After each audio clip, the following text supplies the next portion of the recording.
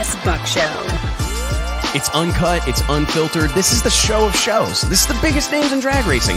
No holds barred. Speaking his mind. I've never had a problem expressing my opinions, but what we're doing here is bigger than that. These are conversations that need to be had in an unfiltered way. Exploring hot topics. Drag racing's all I've ever done. It's all I care to do. And spreading the gospel of drag racing. I respect the history. I appreciate how far we've come, but I want more for this sport, and I'll fight for it. This is the great American motorsport, drag racing. The Wes Buck Show starts in 3, 2, 1. Hey gang, Wes Buck here, checking in on another glorious Wednesday afternoon. It is Tuesday, August 18th, 2021. Today's show, I'm telling you folks, it's going to be lit. It's going to be off the chain, as they say, as the cool kids say. Wherever you are, I can't thank you enough for being here with us today. Whether you're watching along on Facebook or YouTube or listening to the podcast after the fact, we can't thank you enough for spending your afternoon with the dumbest group of human beings on the planet Earth. No, I'm just playing. Some of the most hardcore drag racing aficionados on the planet Earth. Mike Carpenter, and Murder Tundra join me in the studio here for hour one. We'll have Justin Little Country Swanstrom, newfound star of Street Outlaws and the No Prep Kings franchise, who made his way into a couple of final rounds, even bagged a $40,000 victory earlier this year at South Georgia Motorsports Park. He'll join us in about 25 minutes. We're going to be able to talk a little bit about big tires, radials, no prep, merch sales, and I'm sure a whole lot more. Then we will be joined by Dallas Glenn, fresh off a win in NHRA Pro Stock competition this past weekend in Heartland Park, Topeka.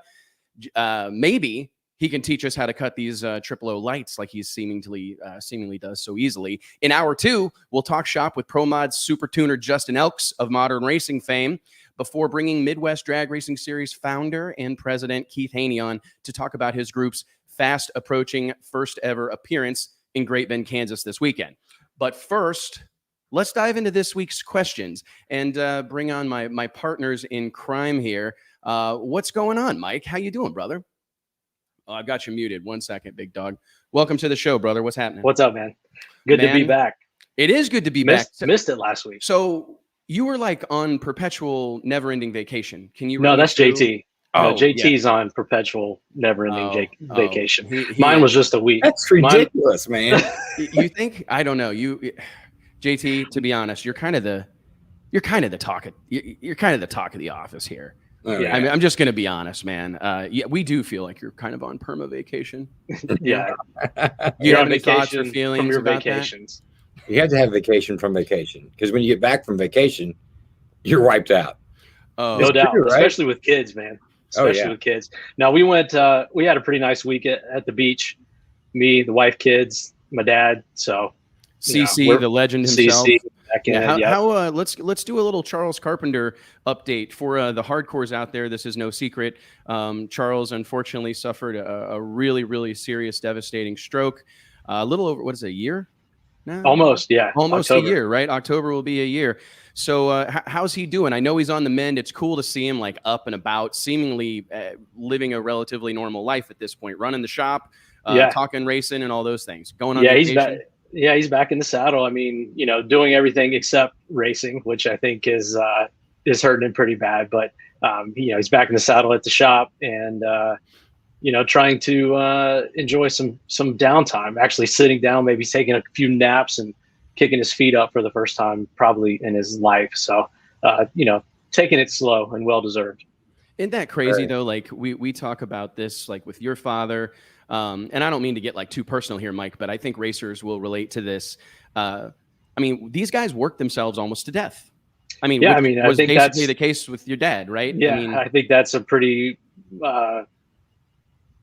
simple way to put it. He essentially worked himself to death. I think the doctors have pretty much confirmed that this is just all of the wear and tear and the toll on his body, just getting to and from the races, like we've talked about. That's as hard as actually racing, and then just the wear and tear of over 40 years behind the wheel of one of these cars. So, he's an awesome dude, man, and I'm certainly glad he's on the mend. But it's funny because I actually had a conversation, not to necessarily riff on this too long. We got a lot to cover here in a relatively short amount of time, but I I talked to a racer this morning, and we were just kind of laboring over how hard it is to go racing and the effect that it has on people. The racer that I was speaking to this morning was talking about, he drove 18 hours to get to this race, raced all weekend, fought all sorts of issues, then loaded up, went home, was home for inside of 24 hours, saw his wife and kids like a couple of hours, and then headed back to the next race because it started on Wednesday, and drove like 12 hours to get to it. And it's just, we were just talking about see no problem with it, right? And not even think twice about it. That's not even question it. Not even bat an eye at it. Why is there more cars here? I mean, like I think that's what we talked about last week, was basically that these things are so long anymore. And if you have them back to back, I mean, when do you get anything else done? Well, and when do you maintain a business, maintain a marriage, maintain some sort of relationship with your kids? The guy that I was talking to this morning, I mean, he was getting ready to make some qualifying runs, and his kids are going to high school for the first time today. And he mentioned that the conversation we were really having, I guess, if we want to get down to it, because this could be a great segue into our first big question of the week, but was just how the sacrifices that are made by racers. And these are sacrifices to the great words of Jeff Burke, founder of dragracingonline.com. I remember he posted this all the time in his fantastic editorials over there, Burke's Blast, but he would say volunteers can't be victims. Right? Yeah. And I think that we all acknowledge that we choose to do this. We get to do this, right? However, I do think that sometimes there's a bit of a disconnect or a lack of understanding or appreciation between like sanction and series officials and racers when it comes to just how much work these men and women go through just to get to the racetrack, and for them to encounter any sort of hairy behavior or whatever, or a grumpy face or get treated poorly, it's just all but unacceptable. I mean, it really is, because if you have any sort of appreciation for what these people go through to go drag racing, you would just want to roll out the red carpet or sprinkle roses down in front of them. That's the only thing I can think of. That's true. Yeah, there's two guys. Crazy. What'd you say, Richie? I didn't hear you. I said the dedication of these guys is crazy. It really is. And to be able to do it so many times a year is just nuts, really, when you think about it. Logistically, and then family, and then business, and I mean, it's hard to wrap your head around, to be honest with you. I couldn't agree more, man. And like Mike's dad, the legend himself, the godfather of pro mod, Charles Carpenter. I'm obviously no doctor, right? I'm not out here trying to say that I'm diagnosing head injuries or anything. But whenever you said that to me many months ago in conversations with the doctor, that it's like, hey, we can't identify anything that outside the fact that this dude goes too hard too often. And I guess maybe a little bit of a PSA right here, like let that be a little bit of a reminder to some of us that, burn the candle at both ends and are quite proud of it, brag about it all the time. Maybe a little bit of reprieve is important. Maybe you should find a beach or stay on vacation like murder. Yeah. Oh, it's crazy, man. All right, let's dive into this week's questions. I'm going to switch us back here to me and Mike as we go back. Mike, I can't remember if am I asking the first question or are you? This is a little bit of a new segment here this week, guys. And I do want to remind you again, first and foremost, throw a comment in here. Let us know you're watching. Let us know where you're checking in from. We love to see where people are tuning in from. Also, we love to hear what you have to think. So if we dive into a topic that's near and dear to your heart, or we ask a question of one another, we are, as much as anything else, and I think Mike will back me up on this, we really do lean on these comments. We literally look back at them. We use it to steer the content of the magazine, to steer the content of the next show. I think it's an important part of this, is that interaction. So please let us know where you're at. Let us know what you think. And please, a lot of times we're like trying to bring the same perspective, right? I mean, we see a lot of these things very similarly to a lot of these viewers and these commenters that, outside perspective, or a perspective that is maybe not as frequently presented, an outside the box type of thing. So yeah, we enjoy these comments. So yeah, keep them coming. Yeah, click like, click share. Make sure if you're watching along, there's a lot of ways to consume this in which it's kind of mind-blowing we're able to do here in 2021. But whether you're watching on Facebook, you're watching on YouTube, please make sure you click subscribe, set up for notifications. So anytime we go live or post up a new piece of content, you'll get a little ding in your pocket or whatever, and you can join us. So First and foremost, I mean, this is like the talk of town. I don't know. Let's get into it. Completely inescapable this week. And I put it in, it felt like the shot heard round the world, and we actually never even got to see the tree drop. One of the most talked about, if not the most talked about happenings from Topeka was the staging duel between Mason McGahey and Bruno Massel Jr. that ended in a super rare double disqualification. I'm curious, Mike, you can lead us off here. I know you've been working on this question all week long, doing research. What was your reaction to the staging duel and then the double disqualification ruling? Well, I love a staging duel. I mean, there are few things that are as exciting in drag racing, and especially door slammer racing, as a staging duel. To me, it's something that doesn't happen often enough. It's something that we need to see more of. I guess with the disqualification, some of the argument can be made that we were shortchanged a winner or a pass down the track that we wanted to see. But I think we're all willing to sacrifice an extra run down the track to see something like that. It's, to me, from an outsider's perspective, or maybe the casual fan perspective, you may see these guys I saw many comments, what are these jackasses doing? What's going on? Stage them up and race. But so much goes behind the scenes to one of these staging duels. And I don't have all of the details, but I've heard various rumors and various things that some strategy was involved in the decision with this staging duel based on past history of how these guys prefer to stage, maybe some teammate or team, not team orders, but just leveraging the team car versus one another, things like that go on behind the scenes at something like this, that to me is what brings the interest and excitement to the sport, and something that I don't think that gets talked about enough. We're too focused on the actual on-track performance, or getting these cars down the track or moving the show along, that we don't stop to dwell on this long enough. I agree wholeheartedly. This is like a really kind of gnarly question, right? There's I've said this a lot, but there's a lot of layers to this onion, right? And I think what creates that, and this is something that I wrote about last night, is the fact that the rule is not black and white. The rule is almost intentionally vague, that it's basically just says it's up to the starter's discretion as to what happens. I'll tell you, it's been a very interesting couple of days if you're in the media business, or at least for me. Let's talk about first. I realized we skipped over. Let's set the stage as far as what exactly happened. I guess everyone. I meant to throw a video in here, but right. I completely spaced it. So I think let's set the stage for everyone. For those that don't know, or that for those that haven't seen it, and Murder, could you find the link to the staging duel video? I believe it's on NHRA's Facebook page, and just slam it in the comments here. It might also be on YouTube. There's a couple of cool videos that are actually circulating. The NHRA, I think, released another video this morning that is Brian Loans interviewing Brad, the starter, which actually had a lot of insight to it. Yeah, lots of insight, and that clarified a few things. But tons to unpack. Basically, to set the stage for anyone that wasn't watching live this weekend, I actually really enjoyed watching the race this weekend. I think Heartland Park Topeka, to be honest, a little backstory, that's the first drag strip that was the first NHRA national event that I ever went to as a child. That was like the closest pretty much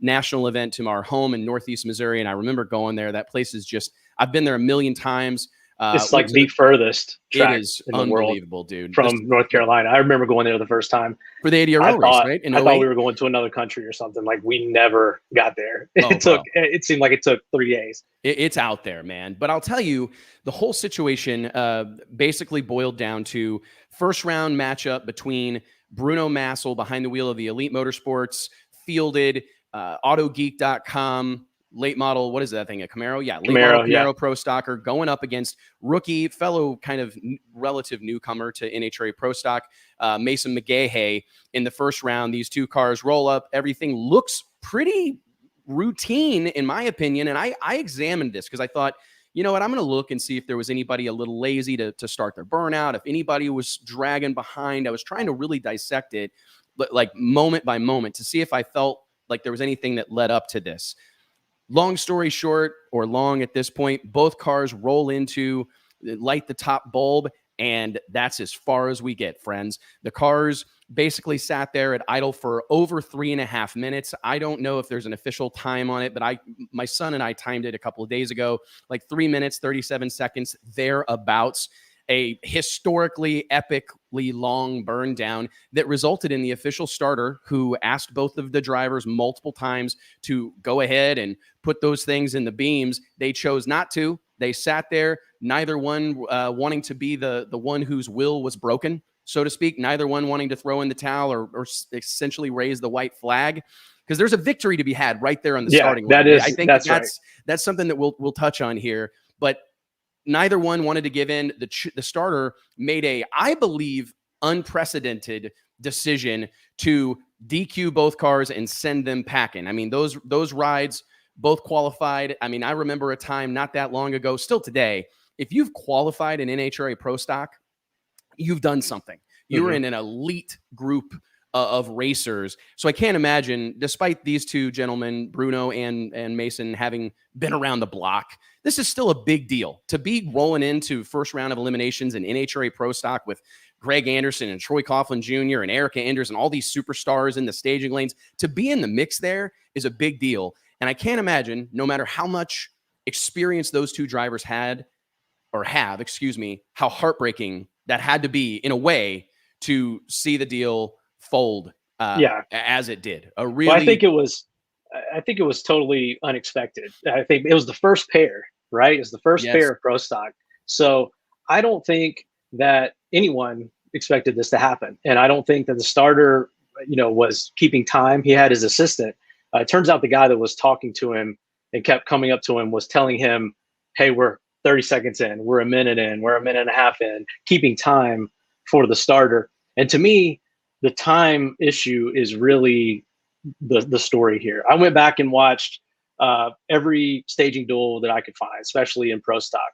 And probably the most iconic one that we all reference is the 1994 Slick 50 Nationals in Houston. Final round, Warren Johnson versus Scott Jeffreyon. And so I went back and watched what happened at that one. And now this was like a Diamond P or whatever presentation that we're watching. So we're not watching like a live video or a live stream. Unless it was edited to shorten the sequence, it only lasted maybe a minute or a minute and a half. And then Buster Couch backed them off. He backed them. I mean, funny cars are sitting like in the water, ready to go. He only backed them up a few feet, went over and admonished, if you want to call it, both drivers. And then they fired them back up. WJ even did a dry hop, which brings me to, I mean, there's so much to unpack there. They fired them up, and then these guys went in, staged, and raced. And I think the reason, obviously, for the DQ from Brad Hardy's standpoint was for safety, that these cars had gotten way too hot at that point and were susceptible to leak or to have some sort of failure in the run, and that's why he DQ'd them. And I can understand that. I think that if we wanted to address this in the future, or we want to make sure that these guys race, is to do like pretty much every other staging duel I've seen, where after a minute, minute and a half, 2 minutes, shut them down. Then decide, are we going to DQ them? Are we going to back them off? Are we going to whatever? But after 4 minutes, it's almost like your hands are tied. They've gone too long. You've slowed the show up too much. And because of how these cars are prepared now and how specific they are, how every detail matters, these guys are not going to want to fire them back up and do a dry hop or whatever they're going to do another burnout and go. They're going to want to go back to the line, go back to the pits, and come back up. But in the 90s and the 80s, in a lot of these iconic situations that we reference, everything was a lot more loosey-goosey, or whatever you want to call it, to where, WJ, it's the finals of this race. He didn't want to get out and check the clutch or refuel the thing or check his temperature. They just fired the thing back up. He did a dry hop and they went.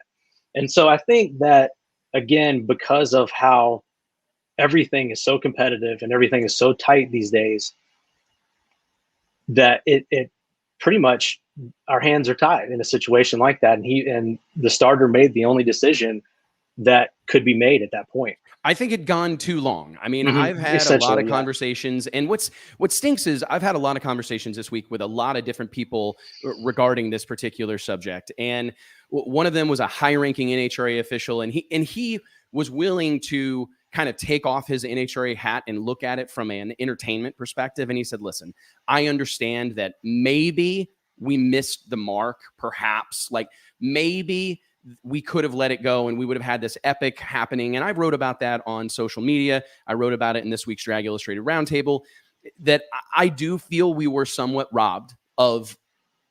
For me, I totally appreciate the starter's point of view. I totally appreciate that situation had gone on perhaps too long and safety issues were coming into play. I will say a little bit of inside baseball here.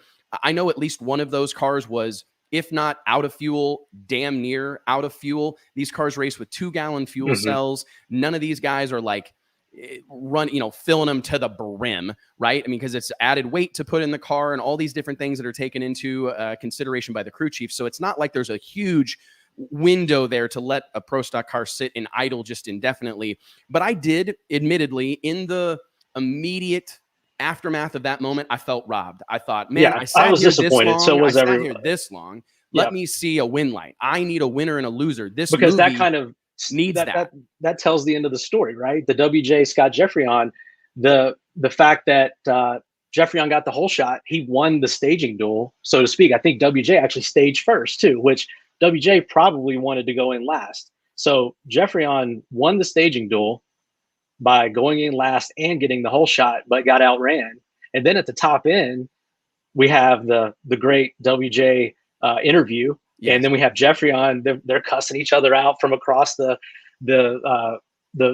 shutdown area. I mean, great stuff. And that kind of closed that story. But in this situation, I think that probably what was going through Mason and Bruno's heads is, I'm not moving and I'm sitting here until the starter shuts us off. I just think the starter should have shut them off at 1.5 minutes, 2 minutes instead of 4 minutes. And maybe the story would have been different, because if these guys by some miracle fire back up and go back in, that's not going to happen again. They're going to maybe sit there a few seconds and then they're going to stage and race. I think that is pretty much the precedent for it. But to me, what's so interesting about it is that you can go back and watch any two of these staging duels. No two are alike, and there's no precedent that's really set.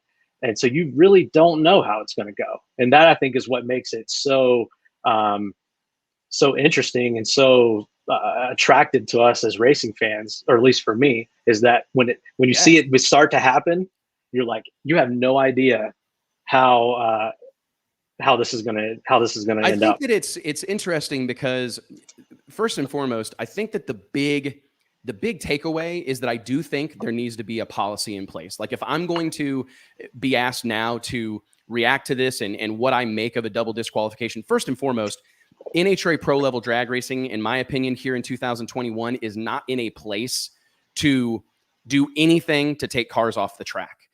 I think sometimes the context of the situation has to be at least considered, right? We're in a time right now where pro stock's probably the strongest, not probably, is the strongest professional category we have. 2 killer race cars are out here on the track.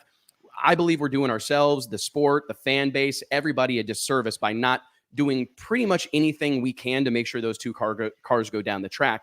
And I do think, I've heard this, it's completely unconfirmed. It's unsubstantiated, but I've talked to multiple people this week who have led me to believe that there is a policy that's going to come down the pike here in the coming days, weeks, months. Will it happen soon? Is it something that gets rolled out in 2022? I'm not sure, but I think, to your point, we're going to see something come about. I'm anti-policy. I don't want to see that. It's like, well, I mean, I think what they're thinking is, hey, there's at a minute, you are warned.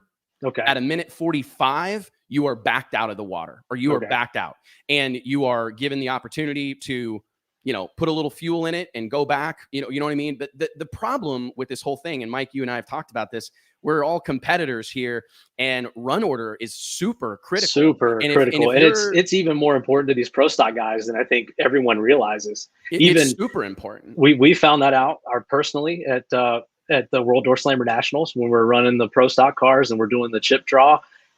I think the run order of the chip draw is as important as to these guys as the opponents. And Absolutely. watching these so guys in the staging lanes.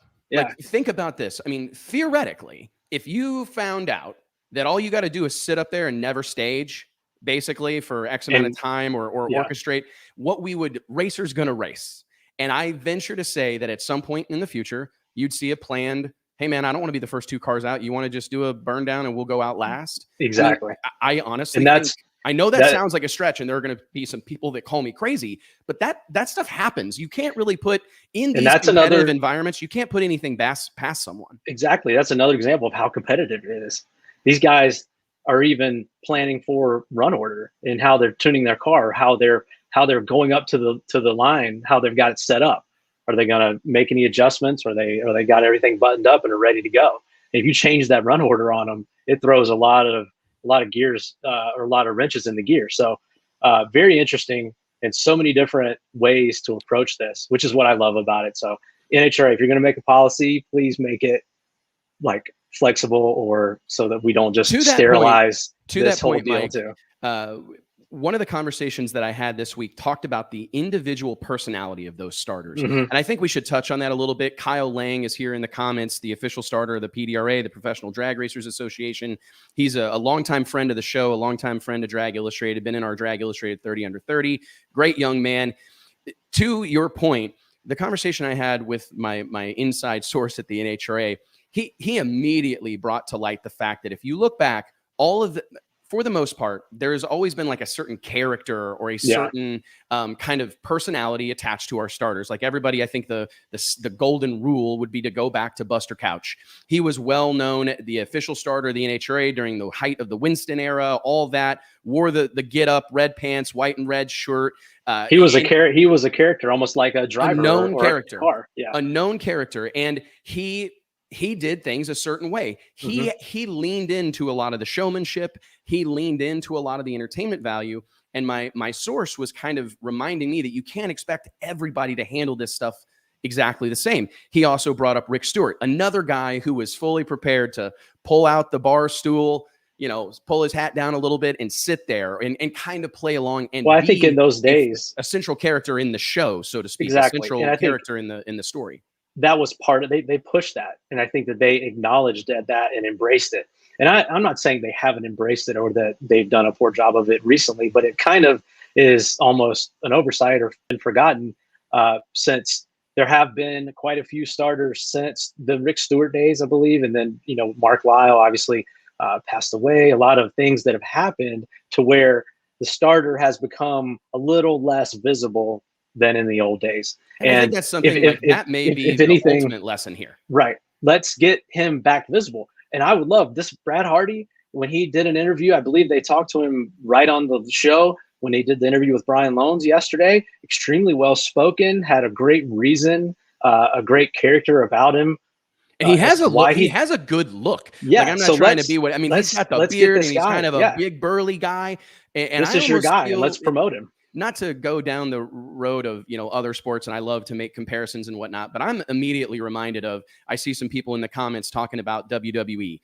Managers have long since been like a part of the storyline, right? The referee, officials, whether it's Vince McMahon and Stephanie McMahon or whatever, they've always found a way to kind of weave those outside supporting characters into the storyline. I look at the professional bull riding, the PBR, professional bull riders. They have rodeo clowns that are like central characters in the story. They are a very, very, very big part of what's going on out there in the arena on the dirt in front of the crowd. And I actually think the lesson or my takeaway from this is, if Brad, the NHRA's official starter, was more of a celebrated character in our sport and was better known, and perhaps the NHRA put a little shine on him, I think that would help. I mean, I say this all the time, and Mike, you're going to laugh because you've heard me say this 10,000 times, but the most important thing for so many people, like I talk about it in the world of sales, how quick can you become famous? That's why real estate agents buy billboards with their face on it. That's why insurance agents buy park benches, sponsor park benches with their face on it. It's why car dealers put their face on everything. It's why they name it Keith Haney's Oklahoma Chevrolet or whatever the case may be. The quicker you can become famous, the more influential you become, the more code. cutthroat. It's the cheat code. We need, as a sport, for the official starter of the NHRA, which I'm actually drawing blank on his last name right now, speaking to the problem, Brad, the official starter of the NHRA, Brad Hardy, he needs to be a celebrity. He needs to be somebody who's known, revered, who no racer would want to upset or anything like that. And that's the NHRA's responsibility to shine a light on him. And maybe they're going to be forced to do that in this very moment. Yeah. But very interesting let's situation. Institute that policy. Let's promote this guy. Let's make him a character in the show, and let's learn his tendencies. It turns out that he's extremely safety focused and he's by the book. That's his profile. But how many of these racers knew that? And if they knew that going in, maybe that burn down, or I hate calling it burn down, staging duel. Maybe that staging duel plays out differently. I think that the understanding of Buster Couch's mentality, the understanding of Rick Stewart's mentality, Mark Lyle, and so on, plays into some of the strategy and some of the mindset that these drivers have when they go up there. And if it's just someone that they're not familiar with, then it can affect it probably in a negative way. So, well, closing comments here on this whole double disqualification staging duel, and I love that you brought that up. I get we've labored over this the last couple of days, but it's perpetually being referred to as a burn down. But that was a staging duel. That was a staging duel. Is the correct term? Either guy can stage whenever he wants to. To me, a burn down is before the time of auto start. Whenever a guy could sit there staged, and then the other guy, didn't have to take 7 seconds to stage. He could take much longer, which obviously is I think burn far downs bygone in 2021 are more about guys that are really slow. There are a lot of racers that have a notorious, and I don't mean to like call him out, but Tricky Ricky Smith comes to mind in NHRA Pro Mod. And this is no sort of strategy. That's it's part of Ricky's strategy. And you've got to know that when you race Ricky. You got to know that he's going to take his time purging nitrous bottles. Chad, his crew chief, is going to take his time checking wheelie bars, setting up the camera. That's all part of their strategy. And you would see racers many, many times wait to even start their car until Ricky done his burnout. But then because Ricky, they know how Ricky long he takes his time. What I love about it is he takes his time usually, and he gets you psyched out like, man, this guy, what is he ever gonna go? And then before you can even get that thought to your brain, he double bulbs it. He's in. So then he flips it on you. And I mean, there's a reason the guy is known as Tricky Ricky, and he's a master of the starting line game. That's just another thing that we don't address enough in drag racing. We're too much of a hurry to stage them up and go. We are. I personally love the drama. I love anytime I've ever booked in drivers or booked in racers for previous entertainment ventures at racetracks and whatnot. I have to have that conversation with them. Hey guys, take a long time, do a big burnout, back up slow, fan the doors, have people lean in the car and turn stuff on, or just pretend. Put on a show, right? Take forever, checking the wheelie bars. We need that drama. We need that anticipation. I will fully admit this deal went a little bit awry, right? It maybe spiraled slightly out of control, but a couple of things too. I did reach out to Bruno Massel about having Bruno on the show. Bruno's a longtime friend. Bruno's, they've been a longtime supporter of Drag Illustrated magazine, so we appreciate their business and their support over all these years. But I want to say I got a little ahead of myself, to be honest, and I felt like I was going to put him in a really precarious position, not only as like an NHRA a racer, a high-level competitor, a championship-level racer, a guy who's trying to go to the big show, and also works at NHRA by way of the Fox television show. I felt like my desire to like really dig into this story was starting to outweigh. Like, I need to make sure that I don't put this gentleman in a bad spot. So we kind of just chose to not go that path. I will say Bruno was very talkative to me. He told me that he had no predetermined strategy, much like your father, Mike, Charles Carpenter, well known for wanting to stage second, wanting to be the last to go in. Bruno is known for wanting to be the last to go in, and he's admittedly a competitive guy. He told me he climbed out of the car, walked over, fist bumped Mason. He's got no hard feelings, no personal grudge or whatever, because that's what racing's supposed to be about. It's supposed to be high stakes. It's supposed to be extremely competitive and intense. They proved it, but they also handled it, in my opinion, like sportsmen, like gentlemen, and we're on to the next one, man. I think this is a big victory for the sport of drag racing, for the NHRA specifically. And to our point, ongoingly over the course of the last couple of seasons, in my opinion, if you're really looking for entertainment value within the NHRA right now, it's hard to look beyond Pro Stock. God bless what's going on in Top Fuel. It's great to see some fresh faces. The domination of Steve Torrance, obviously historically significant and fun to watch. Funny Car, I think, is very competitive and fun right now to watch as well. But man, all the stories, all the juicy stuff, all the gossip, all the drama seems to be in Pro Stock. So, hey, it's they stole the show yet again in Topeka, and I can't wait to see what happens in the next time these two line up against each other. Yeah, absolutely. Cars, man. Door cars, man. Yeah, door cars. Let's keep it rolling. Well, hey, we unfortunately we had 2 or 3 more questions to dive into, but that was such a big one that we had to spend a lot of time on. We had to talk about that one, and that's our stuff, man. We love that. We love that stuff. So we can't. It's what we live. We can't not talk about it. It's what we live for. But without further ado, I want to dive into like the next big topic of the week. There's a lot of different ways we can go with this. Been a big fan of this young man that's about to join us. He's a very well-known grudge racer, no-time racer from Florida, second-generation racer, races with his father, his brother, his mom, always tagging along, having tremendous success. We actually put this young man on the cover of Drag Illustrated's, I think, 2nd or 3rd annual Grudge edition. We actually had a little bit of a gentleman's bet. Myself, this young man, and J.R. Gray, who's fast becoming a real threat on the NHRA Pro Mod scene, we had a gentleman's agreement that they were going to have a grudge race. And on top of the money that they had stacked up for this deal at South Georgia Motorsports Park, the winner was going to go on the cover. I don't know what got into me. I knew that I wanted to do a story on both of them, but I couldn't decide who deserved the cover. So they raced for it.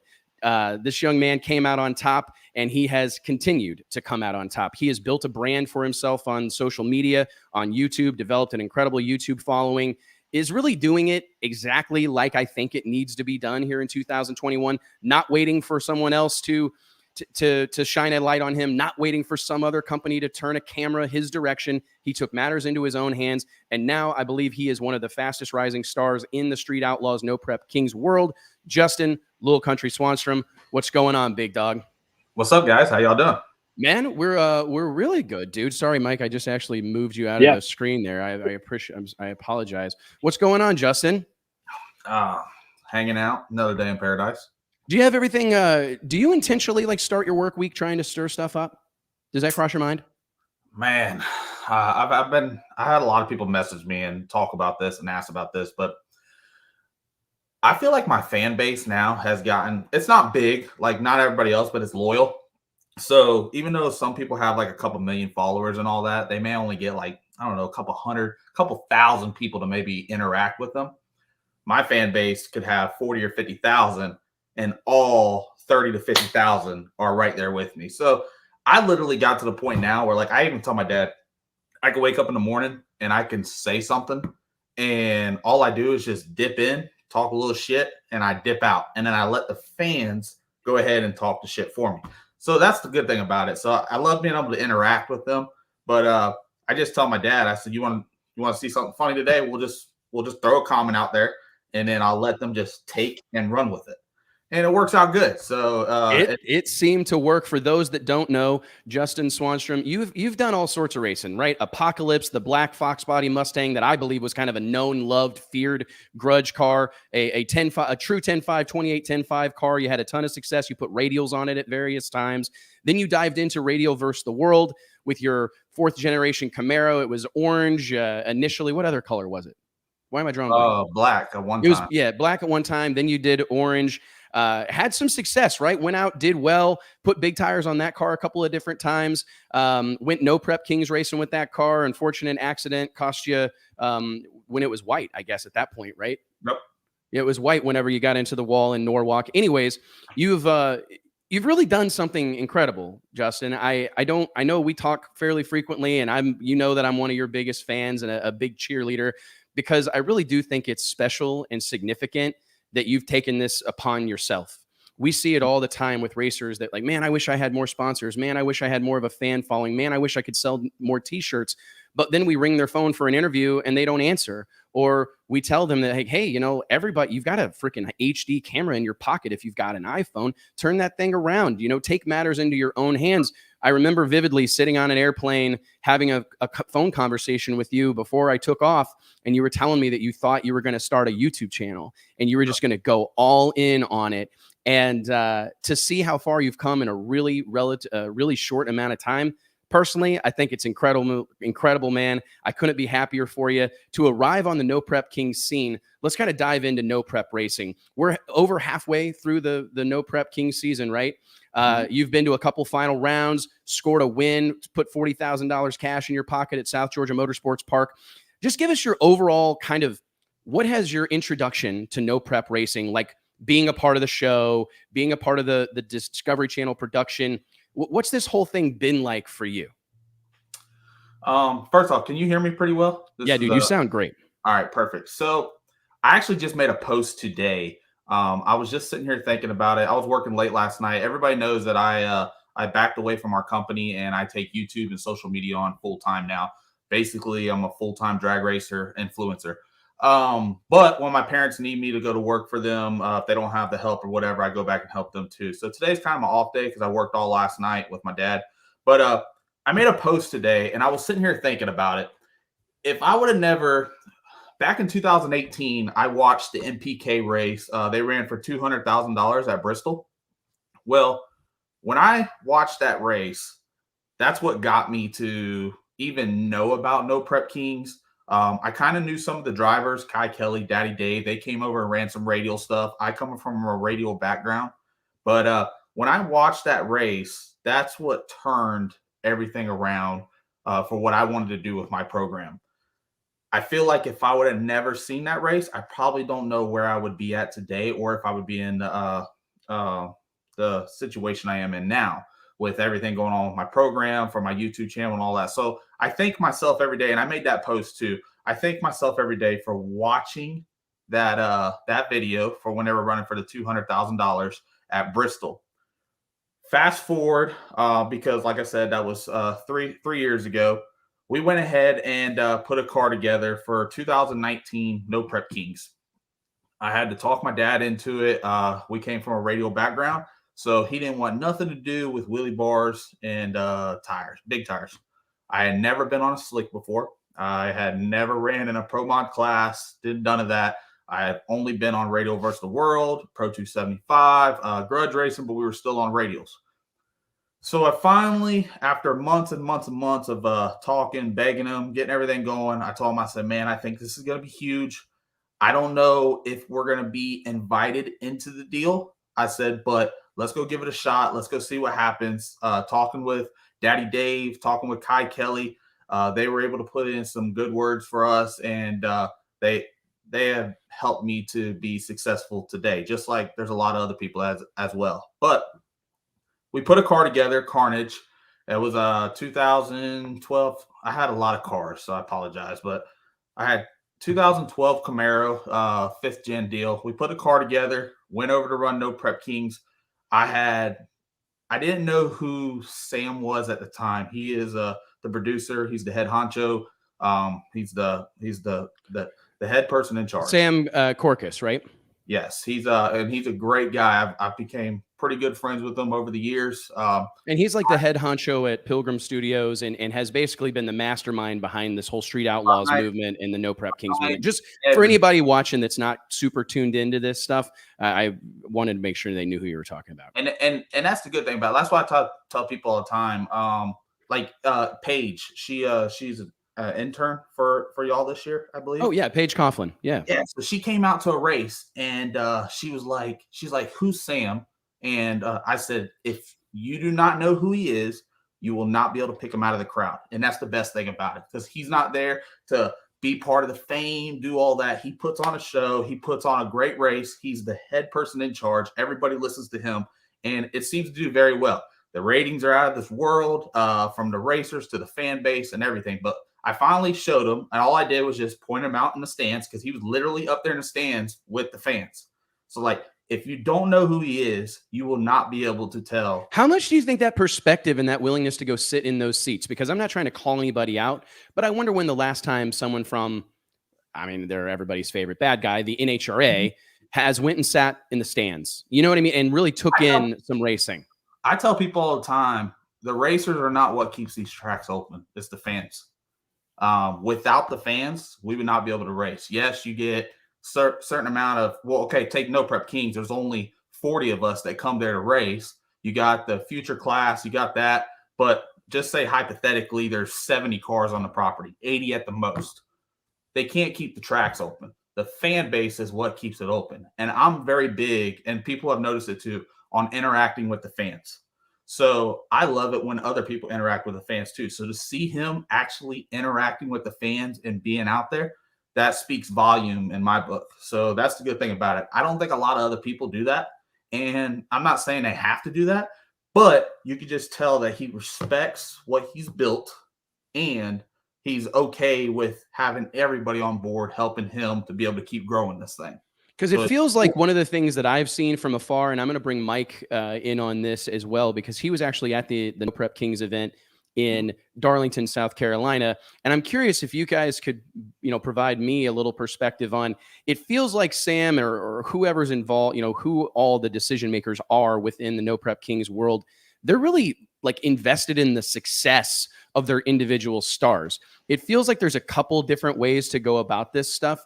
There's the thought process that transcendent stars can elevate your sport. Like the best examples, I think, is probably the NBA.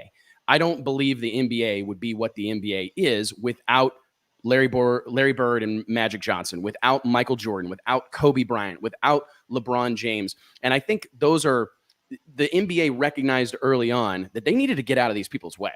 Instead of, trying to rein them in and make it about the NBA. I say this all the time. You don't go to an NBA game and see people wearing NBA hats, NBA shirts, NBA jackets. No, they're wearing a LeBron jersey, a Steph Curry jersey. They're invested in some specific player.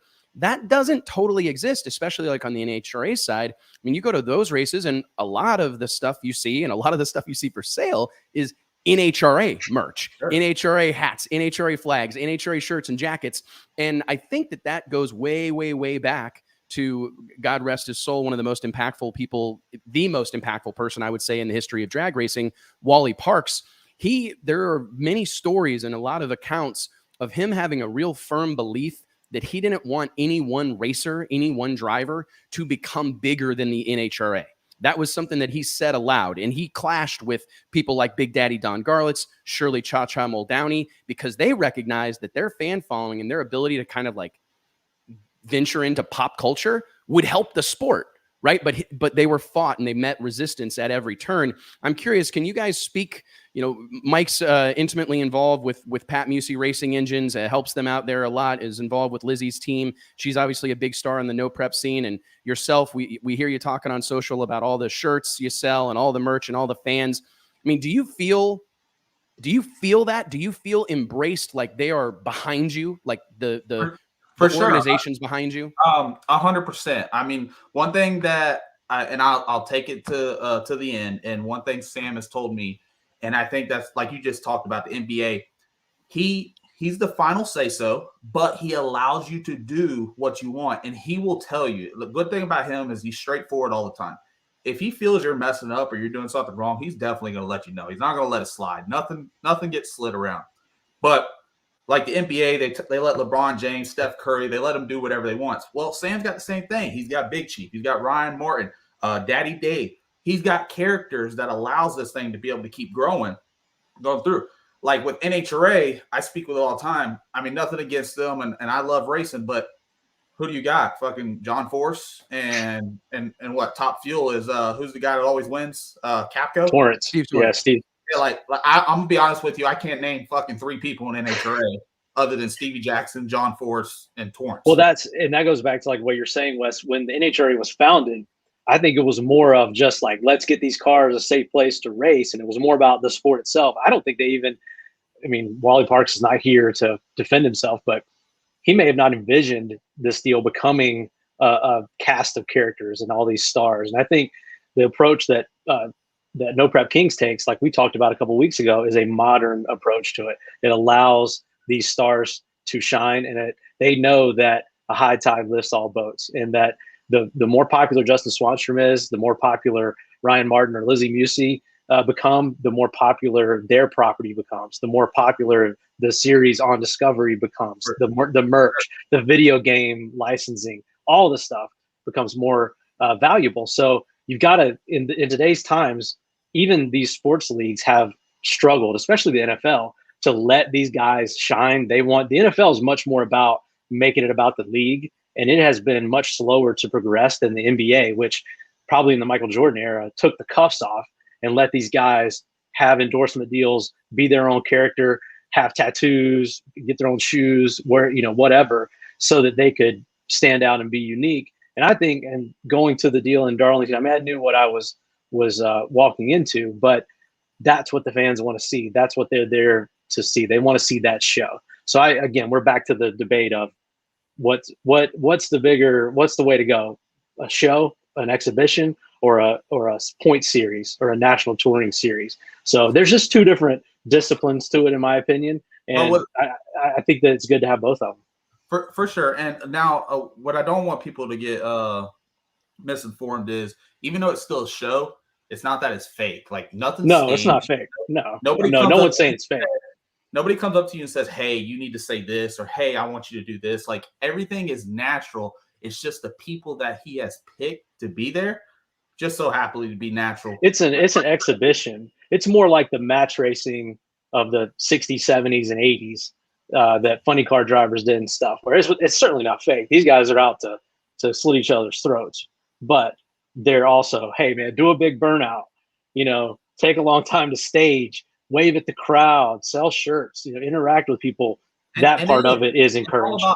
It's all about the fans, but they run a very tight ship too. Like I tell people all the time, if you've never been to an NPK event, you need to go. I believe in I'm not tooting my own horn just because I run the event, but it's part of the best racing I've ever been a part of. And Wes knows I've been in a lot of stuff. I've been in big races I've ran a grudge race for $100,000. There's not too many people out there that has ran one pass for $100,000. I was nervous as hell, but we won the race. And I ran RBW, I ran everything. They run a tight ship. You're on time. It doesn't matter. You get a text message, say you got to be in the lanes at 6:10. You will be going down the track at 6:14. If you're not in the burnout box at your time, they don't give a fuck who you are. You will go back to your trailer. It doesn't matter. They will run without you. So that's the good thing about it. And Sam is very big on organization and everything. There's a lot of people you see out there. They say there's too many chiefs and not enough Indians. There's only one chief over there. He's the only one that's going ahead and driving the boat, and everybody else, what he told me. I think that may be like, I didn't really anticipate this conversation going that direction, but that is a little bit of a hidden gem or a cheat code in itself, because I see that a lot. Like, in my opinion, one of the quickest ways to screw something up is to get a whole lot of people working on it, right? Or develop a committee. Like, if you want to kill something, get 17 different opinions involved. And I'm not saying that you can't have a successful committee or a successful, board or whatever, but by and large, the buck has to stop with someone. There has to be one person that's leading the charge. And I'm curious, were you surprised by that? Because when you roll up in there at a No Prep Kings event, I got to tell you, I think the outside perception is that it's a zoo and these people aren't professional race promoters. They've never done this before. Were you surprised by that buttoned up nature of an NPK production? I was surprised on how organized it is. Like I said, from time to having the help to be able to get there. They help you with everything. And like me and like Sam, I could call him right now. I could text him, whatever. He'll answer immediately. He's already sent me text. Anything I need help with. Jen is underneath Sam. She's like the second one in charge. She's like the female of NPK. You don't mess with her. She's awesome. Yeah. So you don't mess with her. We're getting some inside baseball here. This is great. I might get in trouble for this. I don't know, but it is. I speak my mind. But that's a good thing about NPKs. A lot of them out there, they speak their mind. And it's more about, one thing I've learned about social media and YouTube is people want to be able to relate to you. If they can relate to you, and I think that's why NPK does so good. And even when they first started out, yes, the cars are a lot faster now. They're changed. You got steel roofs, steel quarters, but you still have to keep them safe. But when Street Outlaws first started, it started on the street. It was regular cars, S10, Camaros. It was relatable. Even like my car, even though it's still classified as a pro mod and all that, my car is based off of OEM body. If you see my car, you can see it on the highway. You're not going to see Torrance's top fuel dragster driving down fucking I-75. You're not going to see Stevie Jackson's pro mod driving down I-75. So that's the good thing about it, is being relatable. people are allowed to look at it, and it gives them in their mind, they can say, I could possibly own something like that, or I could possibly drive something like that. So that's the good thing about it. I think that's where they got the upper hand. And I think it looks, I mean, and obviously we know, those of us that are, students in the game, we know how crazy expensive this stuff is. And I know that you've got a race car that is state of the art. You know what I mean? This is a high level double frame rail, full tilt boogie, pro line powered pro mod. But to your point, I think that people watch this show and go to these events, and specifically with Street Outlaws as well, the original show, this stuff looks like something that I could maybe have.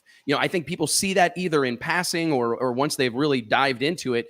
Man, you can kind of get yourself pumped up that, like, you know what? I could have a car like Chuck one of these days, right? I mean, I got so-and-so's got a Fox body Mustang that's back halved. And I think it fuels the aspirational aspect of this sport, which is so important. Like, we don't talk about that much, but like, little kids can go buy a pair of Air Jordans because they aspire to be Michael Jordan, right? They can go buy a pair of cleats or buy a football and throw it around and aspire to be the next Patrick Mahomes in the NFL. Somebody they can look up to. Yeah, but in drag racing, I think that at the highest levels, when you look at Top Fuel, Funny Car, Pro Stock, Pro Mod, that stuff just looks so far gone that, like, I'm not even going to think about it, right? There's no point in me tinkering. There's no point in me buying a hot rod or buying a project, because I'll never be able to do that. But when I think people race fans see cars like yours and people like this that look regular, I heard this, is this true or not? I was told that you guys are often instructing, like, hey, don't be down here in freaking crew jerseys. Don't be down in the starting line with sublimated, all matching everything.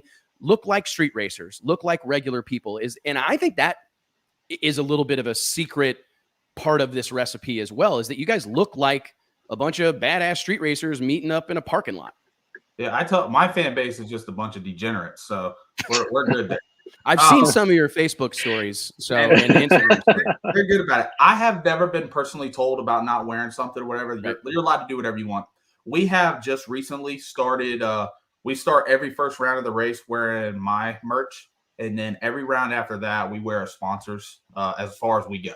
So That's cool. Whenever we're done there, we go to the next race. We start out first round wearing mine, and then we go ahead just so we can shine some light on them too, because they help me get to where I am and help with the car and do all that. So we're allowed to do whatever we want, but there is some stuff that that gets blurred out on TV. This will be my first time actually being on TV, so I'm not 100% sure what'll get blurred out on my car. You're not told. You're not doing that. But to go back to talking about the factory deal, Mike actually did the wrap on the car whenever it was up there, and he'll tell you, I was sending him text messages. I was getting my ass chewed out for not having a front grille and headlights on the car because it did not look factory. Now, when we get done with this season, we've already talked about it. We're taking the car back over to Cameron's. I am taking the front end off, and I will have OEM grille and front headlights built into the car just so it looks more factory. Right now, it's just stickers. Hate to burst everybody's bubble because everybody thinks I have headlights on the car. I do not. But that's what we want. Do what now? That means it looks good. That's what we want, man. So I was telling him I needed to get him on the car. Like, it came down to the wire. Like, hey, either you I thought or you're not going on the track. Like, it was like that. So he was stressing. He had me stressed big time. We got it done. All about the factory look.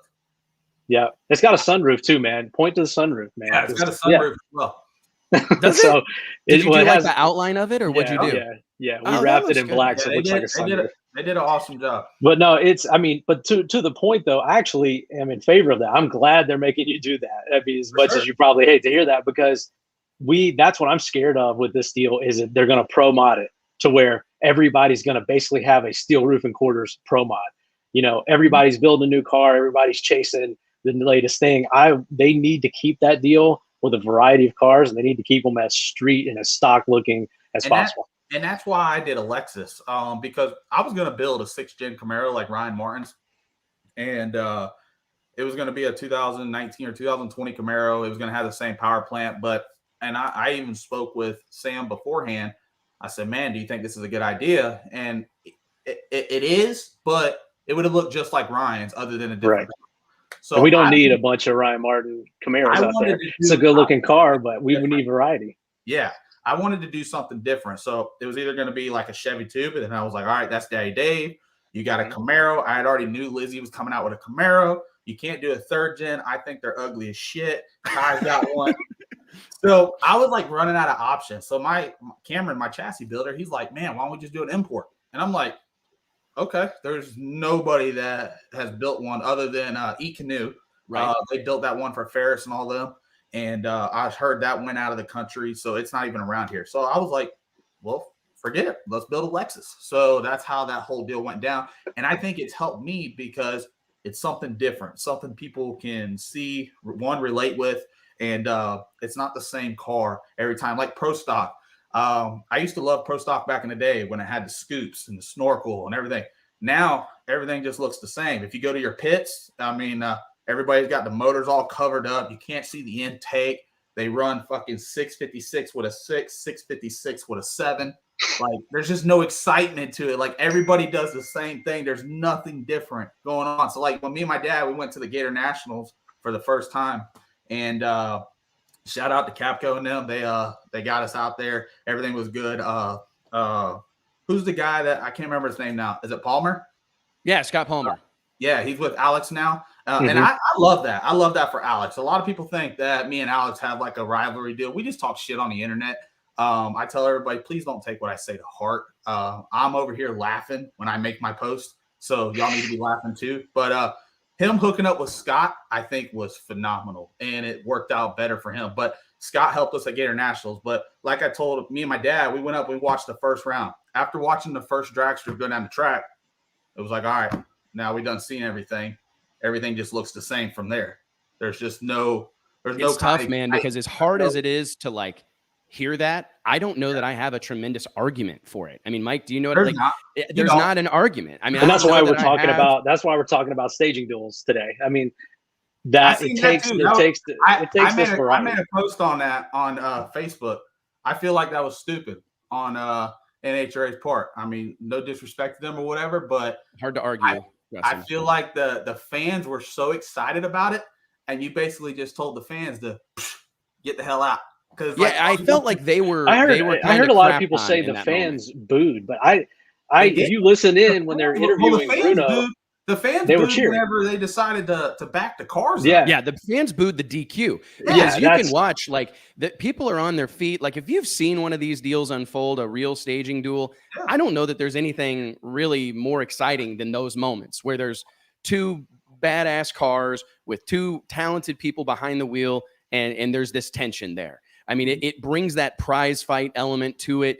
It reminds everybody that as much as everybody wants to talk about racing their race and running their lane, like if we had $1 for every time we had a racer tell us that, we'd be bazillionaires, right? Everybody wants to talk about, I don't care what goes on over there. All I'm worried about, BS. That's not true. That's not true. That's what I was saying on Facebook. It's like Conor McGregor when he fought Floyd Mayweather. That's like listening to all the shit they talk to be able to get up to the fight. And when they stepped in the ring, it's like the referee saying, hey, go ahead and get out. We're just going to go home. Yeah, right. It's getting a little late, guys. I think everybody's had too much to drink. Let's shut this thing down. And again, no disrespect to them. I don't know who the two drivers were, but wasn't one of them like the number one qualifier or something? No, it was 8-9. 8-9, okay. But still, I mean, I heard it was number one, so I was like, I think there would have been a real, because that's the other part of this. And we talked about this at the beginning of the show, but I don't know what the point implications of that whole situation really will be for those two drivers.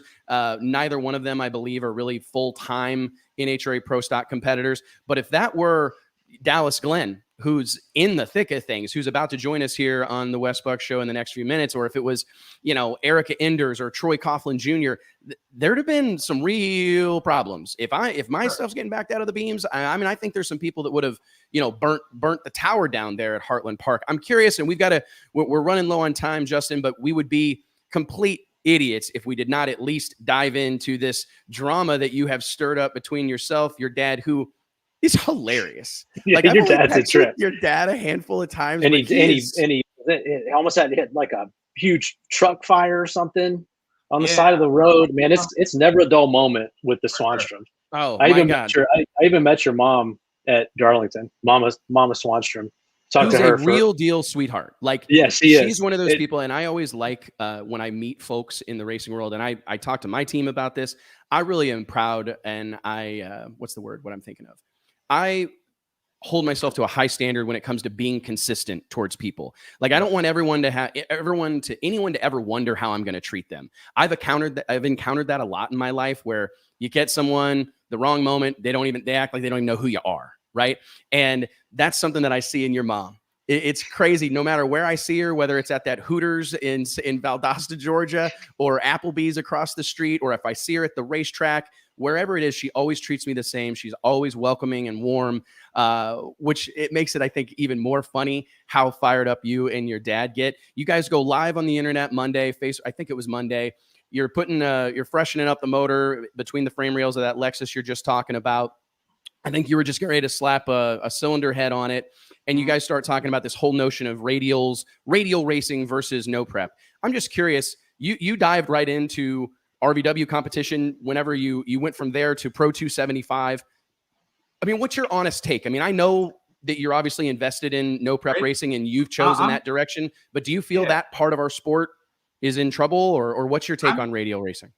I'm loyal to NPK because that's where my stuff is going right now, and it's doing very well, and it's going to take me to the next level. It's going to take my fan base and everything to the next level. I have a full setup to be able to put the Lexus on radials, and that was the plan after the NPK season. I have a full another rear end, 4-link bars, wishbone, wheels. I have everything to put that thing in radial versus the world. But radial tire is dying. I hate to be the one to say it, but RVW is dead. It's done. It's over with. I think Donald's going to be the only one that's going to throw a race on this year. You're going to have your, 6 to 8 cars show up. I think 2 or 3 showed up to $25,000 at Tyler Crossnose race. A few showed up down here. Pro 275 is going to be the next one. I'm already going to say it now because they're already talking about allowing the pro mods back into the 275 class. So that's going to be your next one that's going to just die down. Surely it'll come around again, maybe a couple years from now. It is what it is. But again, that's just another race where it's gotten to the point where it's not about the fans or about the excitement. You go to a track that has to have 1,000 gallons of glue. You have to run the perfect number. There's no real excitement to it. Like, if you run 360s now in RVW, you might as well just pack your shit up and go home. Like, you're nobody if you run 360s. Like, it's incredible. And that's the thing is, it's interesting because I was thinking about this in the drive-thru at Starbucks this morning on my way to the office. I wonder if could someone say I'm a big mixed martial arts fan, big UFC boxing guy. There are times when the heavyweight division is hot. There are just times. There's times the heavyweight division is stacked. There's the champions, a stud, and there's all these, the top 10 guys are all in the mix, and it's exciting. But then there are also times that heavyweight is kind of a dud because none of the guys have any sizzle. There's no real competition. There's no interesting fights, and maybe it's lightweight or whatever, bantamweight that's kind of stealing the show. Do you think that this is something where it's just a moment in time where this particular brand of racing is waning, or do you think that it will maybe come back? Or do you think, because what I'm hearing this week isn't focused on radials. It's focused on the track prep situation. Like, I hear that argument way more than like the radial situation is that the shows take a long time. The cars are very temperamental. You have to race in certain conditions to really have a great race. Yep. Do you think it's more about the radials going away, or is it just that format, kind of style of racing? It's both of them together. But so like, take your UFC. Okay, say heavyweight is, and I love Dana White. I love UFC too. Same. But take your heavyweight, but they may be a flop for a little bit. Yeah. And then they might come back around. There's still money to be made. I feel RVW, once it's dead, it's going to be dead because you don't have the money guys no more that's going to put in all the money to go make the races. True. You do not make no money running radial versus the world. And I tell people all the time, this is my first year officially being with MPK. Yes, I ran it back then. I wrecked the car, did all that. But this is my first year. I quit a 6-figure job to take on racing and do everything. And I can honestly say that I make money from racing, just like all the other guys do as well. You can, if you promote yourself, you put your brand out there and you do well with it. And I think I've done well so far. Yes, there's always ways I can improve. And I got some people that are behind me that help me to be able to keep growing my brand. But I don't feel RVW will come back because you don't have the money. And that's the good thing about the MPK. They don't just allow anybody in. And it's not about, it's only invite only. You got to remember it's a TV show first, and then it's a race second. They don't care how much money you have. They don't care how fast you are. You don't even have to win a single fucking race. But if you're good for TV, you're going to be good for ratings. That's all it is. You can't go out there with, how can I put this? I feel like everybody in NPK has a different personality. There's not two people that are the same. I would agree with that. They're developing characters is what they're doing. And that's what it all is. When you go run that kind of racing, everybody's the same. They all run just like NHRA. They're all the same. They all run the same number. They're political. You got to talk right. You got to stand up when you talk. You're not allowed to can't say this. I've said people all the time, I would never be able to run with NHRA because my mouth's too bad. I get too much trouble. Those Instagram stories. And I get too trouble on the internet. But that's why people love it so much. Agreed. They can relate to it. Not everybody's sitting in a suit and tie in a fucking $1 million business sitting there saying, okay, let me go ahead and just cash another check out for $100,000. So that's why I think NPK and those type of races do so well, because they have characters. They're able to tell a story and they keep the story rolling. And it's going to go on for as long. A lot of people are saying, it's going to die out in a year, blah, blah, blah. NPK, all of them, I think they'll be here for the next 10 years, probably plus. Just let it keep on. I got to be honest. I don't necessarily. I do, to Mike's point a moment ago, I do get a little concerned that the cars are getting fast. This stuff's getting this stuff's the high-end equipment. But ignoring that or kind of looking past that, I agree with you. I think it's got a long way to go. And one other thing about it is, like you just said, is track prep. Yeah. I can tell you right now, we go to an NPK event. It's a 2-day event. Let's just do NPK versus RVW. We'll do this right. You go to an NPK event. It's a 2-day event. You're done. You're out of there. You're back home. You go to a Radial versus the World event, like the big one. You're there for 4 or 5 days. You got to test 3 days prior, and then you run your deal. Yeah. When we go to an NPK event, they run car after car after car. If they have an oil down on the track, they go out there. They got like 3 or 4 guys that go out there. They mop it up, and then they send you on back down there again. Am I saying it's the safest way? Yes, they make sure the track is safe, but the whole no prep deal, there's constant cars going down the track. There's no sit down time.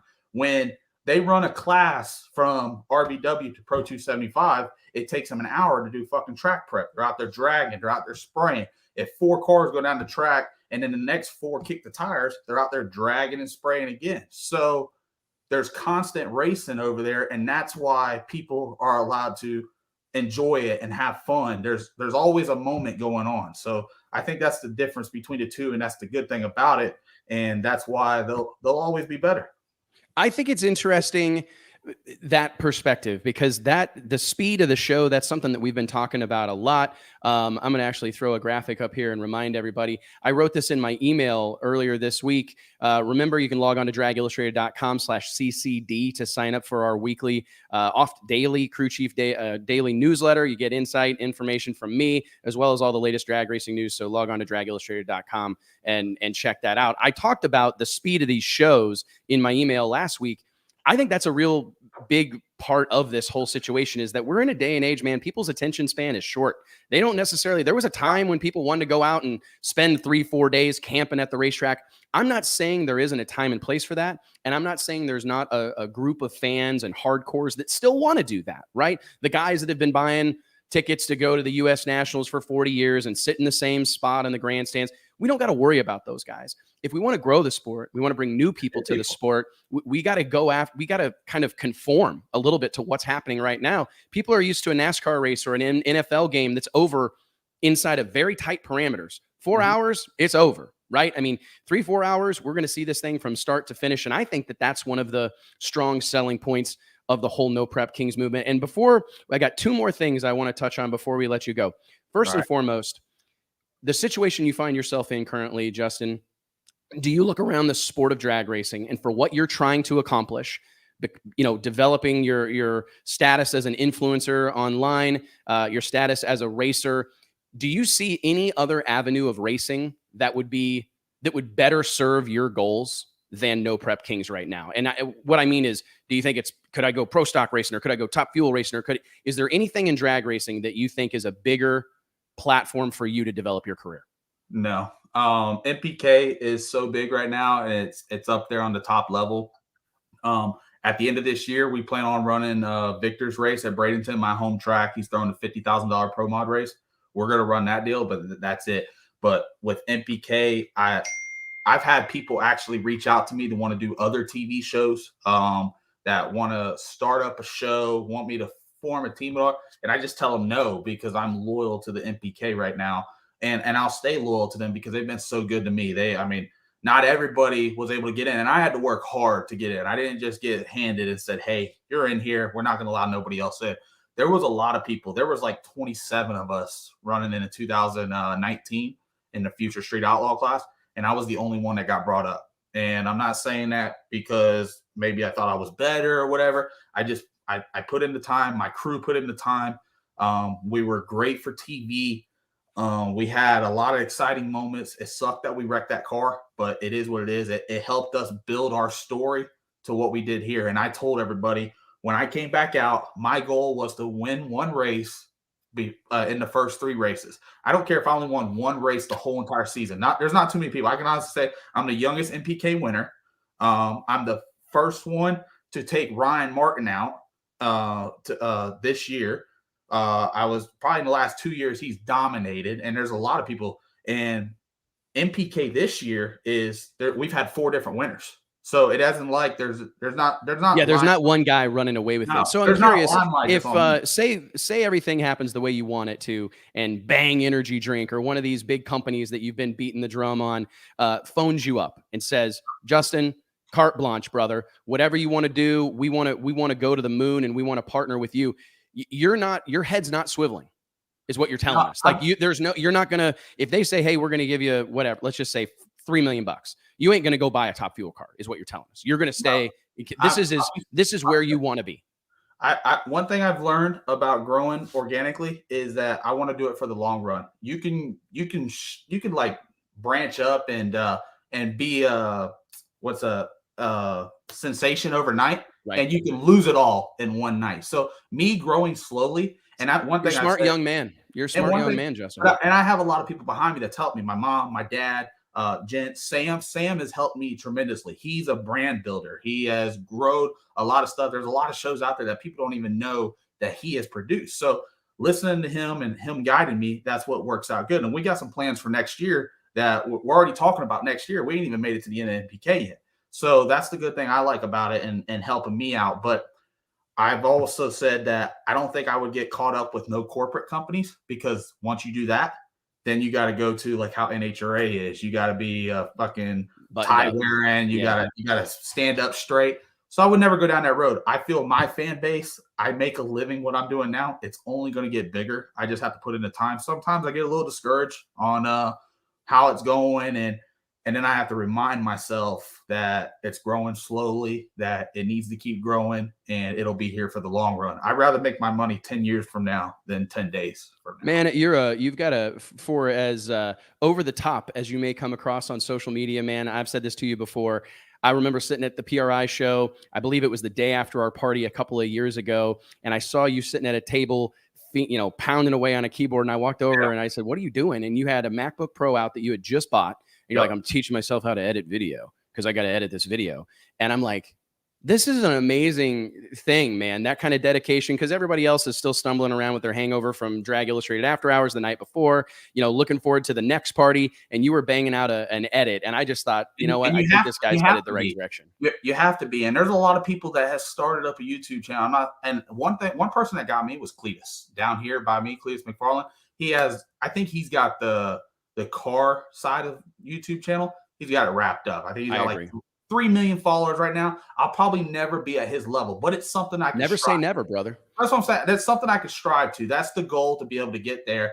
And then once I'm there, he'll probably be at fucking 7 million followers, and I'll have to strive to get there. But he has it wrapped up. So if I would have started YouTube 10, 13 years ago, whenever I was racing, I probably could have been somewhere a little bit better. I feel like I got a later start. It is what it is. I have taught myself the whole way. I tried to hire people, and that's what a lot of people do now, is they hire somebody or they want them to do that. One, not everybody's out there for you. Once they see you doing a little good, and that's one thing I have I'm a little gullible, not now, but back then, is that I would answer to everybody. I was trying to make everybody happy, and I had to learn that it's not possible. So I tried paying people to do stuff. It just cost too much. So me teaching myself, like you said, being at the PRI show, it has made me respect it more now. And like I said, last night, I went and worked for my dad, and I hadn't been on a vac truck in probably 4 months. And it just kicked me in another gear and was like, all right, I do not want to go back to this life. My parents have worked construction their whole entire life. I will not be that. I will not. They make a good living, but it's a hard living too. I don't want to be a part of that. So I respect that, man. Racing and to keep on going with NPK and wherever it takes us. Well, Justin, we couldn't be more proud of you. Happy for all that you're accomplishing. It's a really incredible thing. I appreciate you taking a bunch of time on your basically your day off to join us here on the Wes Buck Show. But thank you very much, dude. We'll be in touch. Let's talk more soon. Good luck and stay safe out there, brother. See you, buddy. Thanks, man. How about that, Michael? That was a great bit. That was a great segment, man. He's a good interview, and we got to move fast now. Are you surprised how well spoken that young man is? Because he comes off pretty rough around the edges on social. Yeah, we've known him. I mean, obviously we did the cover shoot with him a few years back, and I think he does a great job of being a character on the track or with his fans or whatever, but also behind the scenes. I mean, he's hustling. He's doing it right. He's shooting his own videos, cutting his own videos. He's building a membership deal on YouTube, all that stuff. Everything that, he's really a textbook for how to self-promote to a certain audience in today's drag racing market. I agree, man. And we talk about it all the time. Shameless self-promotion. It's tough for people. I know it's an uncomfortable thing, especially in drag racing. As I labor over this. This is a sport comprised of the best people on the planet. In my opinion, the greatest human beings that exist on planet Earth, drag race. And this great group of people, they struggle to toot their own horn. But as the famous quote says, if you don't toot your own horn, you can't complain when there's no music. Speaking of tooting horns, let's talk about our next guest on the show. This young man has come out of nowhere. I find myself a little bit proud because he made his competition debut at the C-Tech Manufacturing World Door Slammer Nationals presented by Jegs earlier this year down at Orlando Speedway, the house that Ozzy and Maria Moya built. He has dived into NHRA Pro Stock competition. The belief was we were going to see this young man 4 times, 5 times, 6 times in 2021. After his strong start to the season, going rounds, qualifying well, performing flawlessly behind the wheel of his Pro Stock Camaro, he has secured the partnerships and secured the funding and the support necessary to do the full pull. Now he finds himself in a really incredible position of in the thick of things, points-wise, has a couple of W's under his belt, has a couple of Wallies, NHRA Pro Stock Wallies under his belt. He is cutting perfect reaction times. He is the one and only Dallas Glenn. What's going on, Dallas? Welcome to the show, brother. How's it going? It's good to be on here. Man, thank you for coming, and I apologize. We made you wait a minute. You were on here right on time. Not surprising at all for Dallas Glenn having it all buttoned up. Yeah. We went a little long with our buddy Little Country there, but thank you very much for being a part of it. Hey man, congratulations. I guess I just got to ask, what does this feel like? I feel, and I may be talking completely out my hind end here, Dallas, but I relate to you. I grew up around this stuff. It's all we ever did.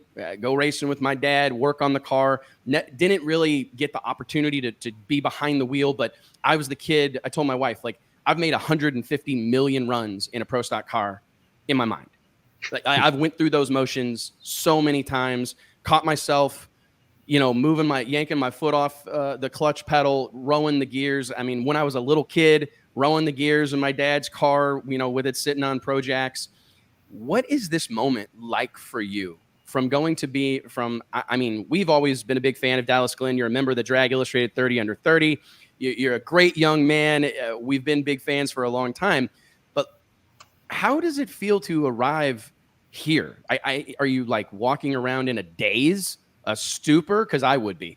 Kind of. Honestly, I don't feel a whole lot different than I did before when I was just working on stuff. Obviously there's a lot more attention on me now. But yeah, I really don't feel a whole lot different. The whole time I was working on Jason's car, I was just like you. I was just making a million runs in my head. paying attention to what everything was and trying to learn as much as I can. And, I was making a lot of runs in my head. And so when I finally got into the car, I felt like there was no reason that I couldn't do exactly what I had done in my head a million times. And I feel like I'm in a comfortable spot now in the car, and I can just everything I was doing in my head just kind of flows out naturally now. The first the first handful of times you got behind the wheel of a Pro Stock car, and correct me if I'm wrong, it was like scuffing tires, right? Doing burnouts in that type of thing. Is that for the KB Racing team of Greg Anderson and Jason Line? Is that how this process kind of started with you getting behind the wheel? Kind of. So, a few years ago, I started running our Burnout car, which it's a Pro Stock chassis with like just a stock 572 crate motor in it, and it's got a 5-speed Liberty. So the process is very similar to do a Burnout and to launch, but it's not really the same as far as how technical it is to be competitive in a Pro Stock car. But as far as learning the whole process of shifting and switches and staging and line lock and, that whole thing, it was probably very, very beneficial to start doing that. But as far as jumping in the car, I mean, when I fired the car up to make my first license pass on, I think it was Wednesday before your event, that was the first time I had ever even I had sat in a Pro Stock car while it was running. Like that was the first time that because I'm telling you, man, a student of this game admitted I fancy myself a trained eye, and watching you do that first burnout, the throttle control, everything. I mean, literally backing up from it, that whole situation. I'm like, you looked, and honestly, Kyle Koretsky did a really good job. He was in a very similar situation as you whenever he made his Pro Stock debut, but you did an incredible job, man. I mean, it just felt like, have you heard that from the people around you? I mean, you've got some incredible mentors, Greg Anderson, Jason Line. These guys are like gods out here in the Pro Stock world. Is that guy, I mean, do they look at you as like, did they give you a ribbing? Did they give you a hard time that you make this look easy? Yeah, pretty much everybody's told me that I've made it look easy, and I've been doing a fantastic job. Obviously, everything that I focus on is just everything that I screw up, which for the most part, most people can't see of all the little stuff that I do that I screw up, like, just simple little things of bringing the RPM up too much or over revving the burnout a little bit. It's all little stuff that I focus on, but I guess that's just part of the striving for perfection. What is the perfect, take us through, and I would love to talk about the experience that you're having right now. Obviously, I'm sure it was nowhere near on your radar to be like in a championship hunt, right? To be in the mix with these people that many of us grew up looking up to and aspiring to one day be somewhat near their accomplishments. And here you are beating them in a lot of different instances and having developed yourself as a real threat on the NHRA Pro Stock circuit. But you touched on something that I want to ask about. This gets talked about a lot, but I don't know that anybody's really done that great of a job of explaining some of these nuances. We hear all the time, these are the hardest cars to drive, NHRA Pro Stock cars. They're very detail oriented. It's finesse. It's perfection, whether it's the gear change or whatever it is. Take us through, like, what is a perfect burnout? You hear a lot of these cars. I mean, there's a variety of them that you hear. You hear the one age-old tradition of just bouncing it off the burnout rev limiter and making anybody that knows anything about valve train really, really nervous. Yeah. And then there's really don't like yes, that. it's not a great thing. But then there's the approach of like kind of letting it hit the rev limiter maybe once and pulling back off of it. I'm curious, when you're being coached, Dallas, take us through what is a perfect burnout in an NHRA Pro Stock car. What are those that teach you, look for you to do out there? One of the things that a good burnout for me is, there's kind of just a finesse of the throttle when you really got to snap the clutch off. And if you hit the tire real good with enough RPM, the car won't want to kick sideways hardly at all. So if you ever see, a burnout start and it just hits the tire real good, immediately starts to wash out. Yeah. If it starts to wash out real bad, it could be they didn't have enough RPM. They didn't hit the clutch hard enough. Maybe the tires were a little dry. So all of those things kind of come into play.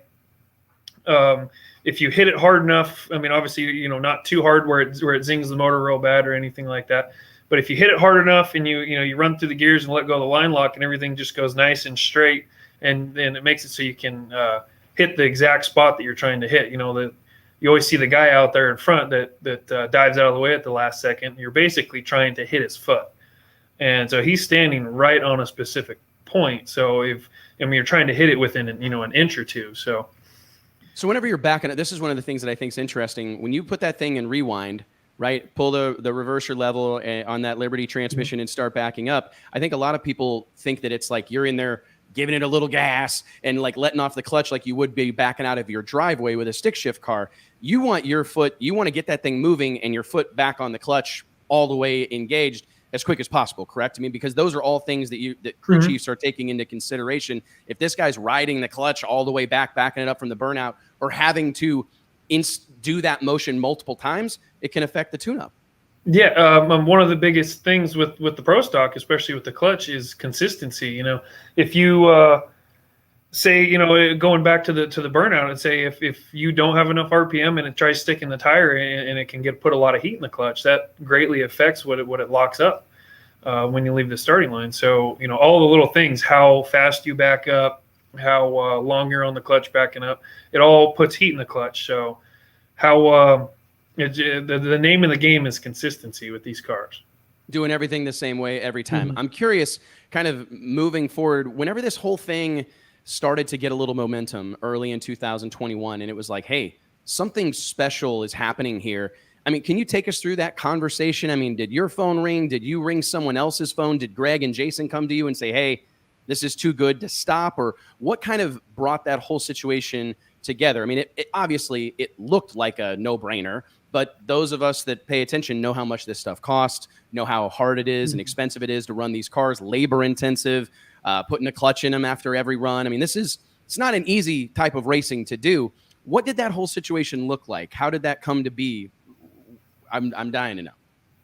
Well, it as amazing of a sponsor, Rad Torque has just been phenomenal. I mean, you can't ask for a better sponsor than Rad Torque.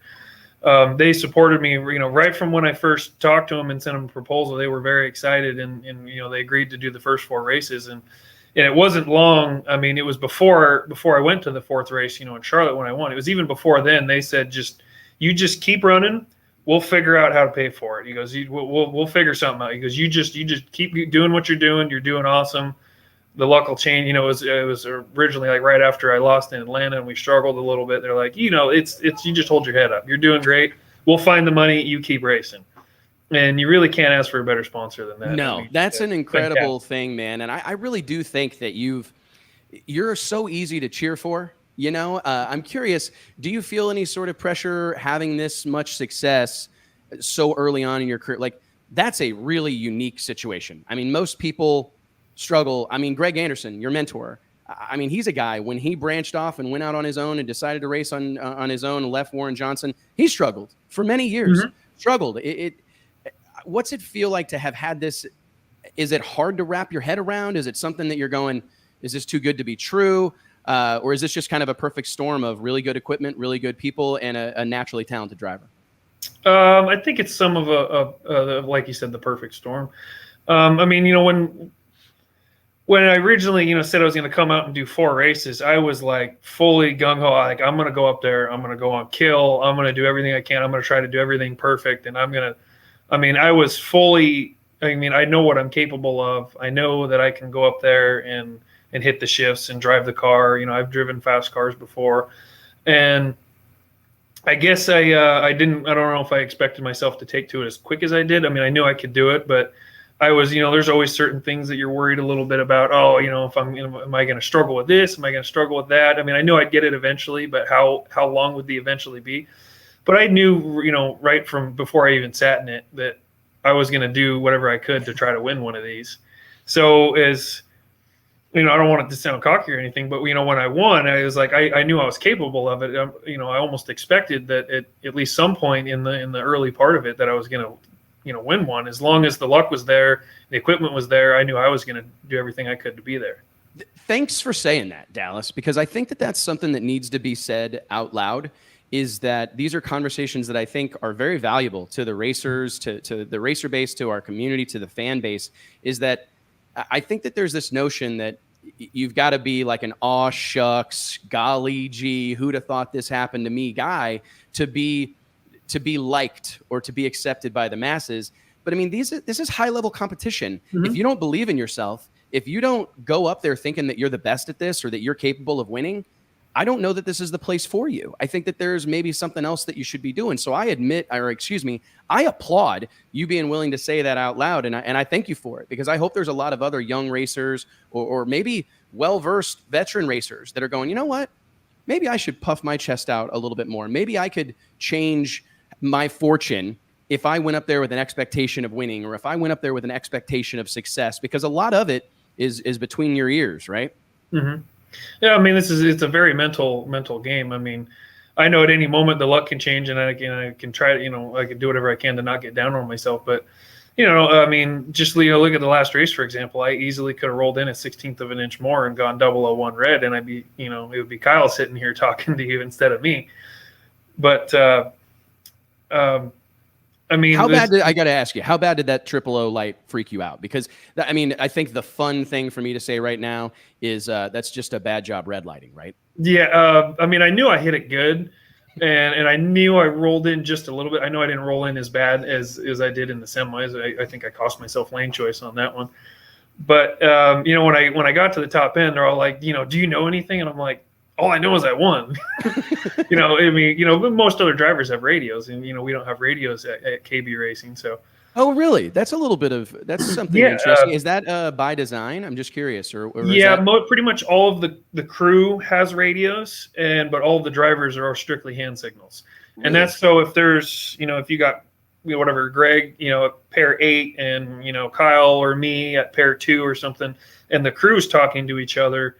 You're not talking to a driver that's trying to stage and ruin his focus or anything like that. So that's kind of where I think most of it comes to. And then, then you don't ever have any radio communication errors. Is everything strictly hand signal? We all know what we're supposed to do. We know what everybody's trying to do. And it cuts down on a lot of the miscommunications. Because you do, like anybody who's ever worn one of those headsets and tried to communicate with a driver, it's hard, right? You don't know, what did they say? I think they said the car's on fire, but it's not. It's a real thing. I mean, that actually, I had a conversation a couple of weeks ago on another piece of Drag Illustrated programming, Cocktail with the Carusos, a few weeks ago on Tuesday nights.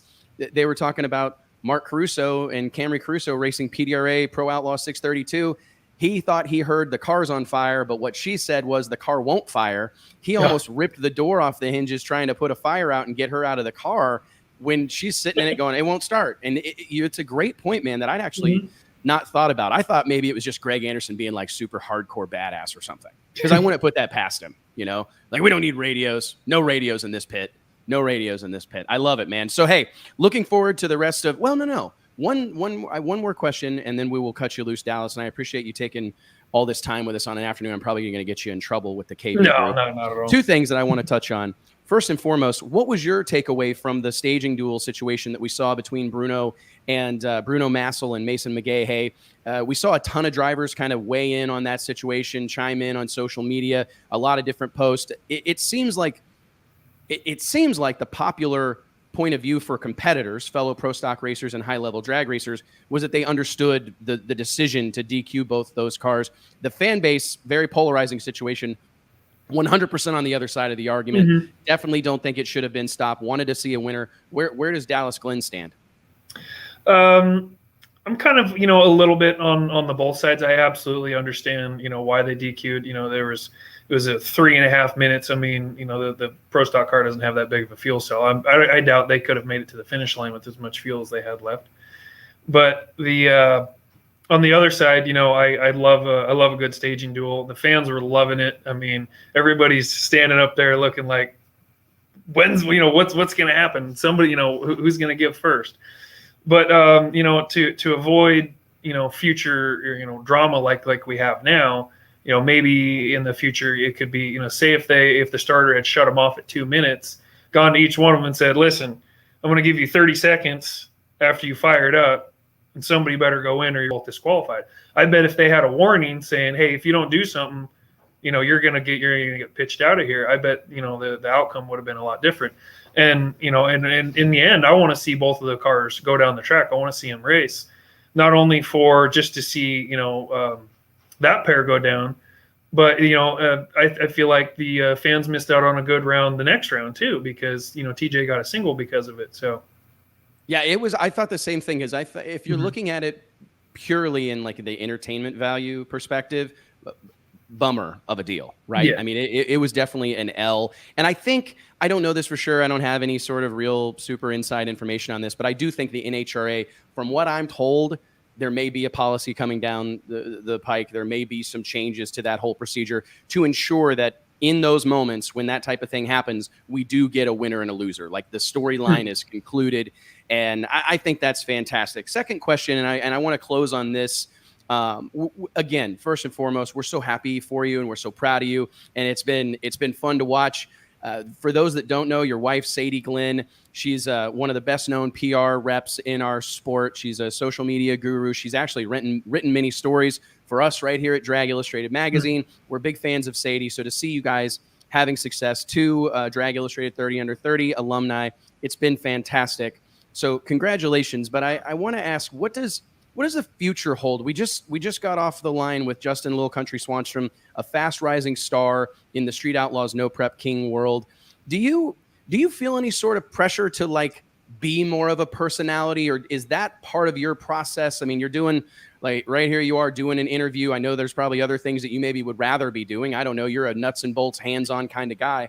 I'm curious, like, do you feel any sort of pressure? Like, man, because I can see it a little bit from your first interview in the winner's circle to your second. There's some evolution going on there. Do you feel some pressure to kind of develop that or put yourself out there a little bit more than maybe you have in the past? No, I feel like I'm just going to be me. I don't want to change. I don't want to change who I am. I mean, this is how I am. I've said it before. So, sometimes I think I might live under a rock and I only focus on what is right in front of me. As far as, other stuff happening in the world. But no, I mean, I'm just me, and I don't feel like I should change who I am. If people like me, that's awesome. If people don't like me, I'm sorry. This is who I am. I don't want to be take it or leave it, but I just try to be the best person that I can be, and that's just who I am.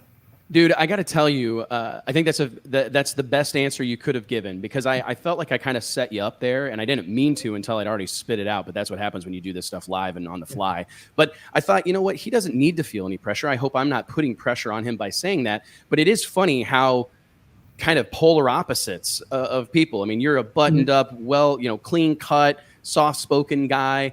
And you got Justin over here, who's brash and rough around the edges. And then you've got him, you're a quiet, kind of keep to yourself type of person. He's going live on Facebook every 45 minutes. I mean, it's kind of it's really interesting to look at the two different dynamics. And I was hoping that I didn't set you up to put pressure on you that you maybe never had even considered. And I think you gave us the perfect answer, because that's all you can do, Dallas. And that's what I think the challenge is to everybody out there that's trying to make it, trying to break through, trying to grow their race program, whatever there is they're trying to accomplish. Being true to yourself, being authentic, that's step number one. I think I so often see these drivers try to, be a caricature of themselves, put a bunch of, pressure on themselves to be outspoken or say something crazy. And it just doesn't come off. It doesn't work, right? It doesn't come off natural. We can all tell you're trying to be someone you're not. So kudos to you, Dallas, for letting all of us get to know the real Dallas Glenn and continue to be that soft-spoken guy. Yeah, man. I mean, and that's really a certain amount of this is what that boils down to, and it's way easier to act as yourself than anyone else, man. So go ahead. Like I was just thinking, after I won there, it was, I could go back and watch that interview, and it's like, I was so worn out from work, with the short turnarounds that NHRA has. I'm putting the clutch in every time. I was so worn out that it was like I couldn't even really think straight. I was just like, I was almost glad that the day was over. How much do you hear from fans? Because that is something that we hear all the time. Like, we don't have as many hired gun drivers in the sport of drag racing as we used to. That's a conversation that could be had on another day, to be honest. But I'm curious, like, how many of your fellow racers or fans do you think resonate with you more or appreciate what you're doing more because your hands are dirty? You're not a prima donna. You're not a known wealthy, elite, rich guy that's flying in with your, backpack full of helmet and fire suit. You're putting up the awning, working on the car, getting it up on projects, emptying the black water, out of the trailer. I mean, you're doing a lot of that. Do you hear that from fans, Dallas? Do a lot of people come up and say, hey man, you're one of us? Yeah. I mean, I get some of that. I mean, I hear a lot of that, a lot of the local, kind of bracket racer type, like, you're just one of us. You started, I remember back when you were just bracket racing and you just kind of worked your way through the ranks and worked your way and you worked really hard through it. And I hear that a lot. And, I'm still good. I mean, I can't imagine ever I couldn't imagine myself just trying to be, a driver only or something like that. I'd have to be working on something. Well, I was going to, I said one more, no more questions, but one more. How much do you think it enhances your ability behind the wheel, having a working knowledge of the car? My dad one time told me, like, if you want to be successful in pulling trucks, have your wife drive, because she has no care or concern about what's happening. And she's just, you know what I mean? Like, she's not at all connected. She doesn't have an emotional relationship with a clutch pack that she just put together, or an engine that she built, or a tune-up that she labored over. And that's no shot at women. I'm just saying it that my dad used to say that at a repair shop. Do you feel like that's an advantage for you, that you know what's going on with the car? Actually, I do. There's a knowledge of everything that's going on inside of that car and how it works. When I make all kinds of very small adjustments to the clutch, to the clutch pedal, whereas other guys who are drivers and have somebody else putting the clutch in for them, they might make, 1 or 2 adjustments a weekend. I make 4 or 6, or, sometimes I'll adjust it every run. And there's just small little things of, I know how everything works. If there's a small sound that happens, if there's a feel, I can usually pinpoint exactly, what's going on. If the car doesn't want to fire up or something, I have an idea of why, and I can do something to try to get it to fire or something like that. So a working knowledge of the car, I feel is very beneficial. Well, I tell you what, man, it sure is beneficial for all of us that are watching you do it, because it makes it feel like anything's possible, brother. It makes it feel like you can start at the bottom and, hey, we're here. Drake's not here, but I wish he was. That'd be a really awesome, like, kind of end to the interview to, like, pop bottles and play a hip hop song. But thank you, Dallas, for taking some time with us this afternoon. We really appreciate it. Love hearing from you. Say hi to your beautiful wife, and I guess we will see you at the next stop on the NHRA National Event Trail for Pro Stock, which is not Brainerd. I guess, what is it? Indy? Indy. Wow. Indy would be the next one. It's, are you guys bummed not to go to Brainerd? A little bit, yeah. I mean, we want to go to all of them, pretty much. Especially Greg. Greg he wants more of them. Yeah. So I understand, because Greg's like kind of the last of a dying breed of, like, real deal professional drag racer. I don't think it gets talked about enough. This is his business. He doesn't have, a company outside of this that supports it. Racing is his business. And I think that we need to be listening to guys like Greg, because I understand it's not the direction the sport's going, but we need more Greg Andersons. Like Jason or Justin Little Country Swanstrom is more on that path than almost anybody in NHRA if drag right racing now. Goes away, we got to find a job to pay the bills. Yeah, that we don't want that to happen. Let's make sure it doesn't, Dallas. you tell somebody and I'll tell somebody, and we'll go from there. Thanks, brother. I appreciate you being here. We'll see you soon. Awesome. Thank you. Take care, buddy. Bye-bye. Bye. My goodness. We're doing this deal, Mike. We're interviewing racers left and right. I want to do a little bit of shameless self-promotion before we bring on my dear friend Keith Haney, the president and founder of the Midwest Drag Racing Series, to talk a little shop and about their fast approaching national event in Great Bend, Kansas this weekend. But I find this, what we're doing here, are we doing the Lord's work? Like, these are conversations that need to be had. Like, I think so. I think says it in the intro. There's nowhere else to do this. Like, there's nowhere else for this to really happen. I'm really proud of us, Mike. I'm really proud of Drag Illustrated. And the it's variety. Not me, How it's about the platform? No one else platform. is going from low country to Dallas Glen, right? And like you said, what a great contrast between the two. In Dallas, he just reminds me of a young Jason Lyon. I mean, he's obviously a disciple, or what do you want to call it. Jason's his mentor, but man, really rubbed off on him, the way he handles things, and the way even the way he presents it, his speech pattern, the way he presents himself, and the way the hardcore nature of that KB racing operation. He's just right there in it. So I think that's lent itself to his success. It's incredible, man. So, hey, we've got a lot of work to do in a short amount of time. So let's go ahead and bring on the man of the hour.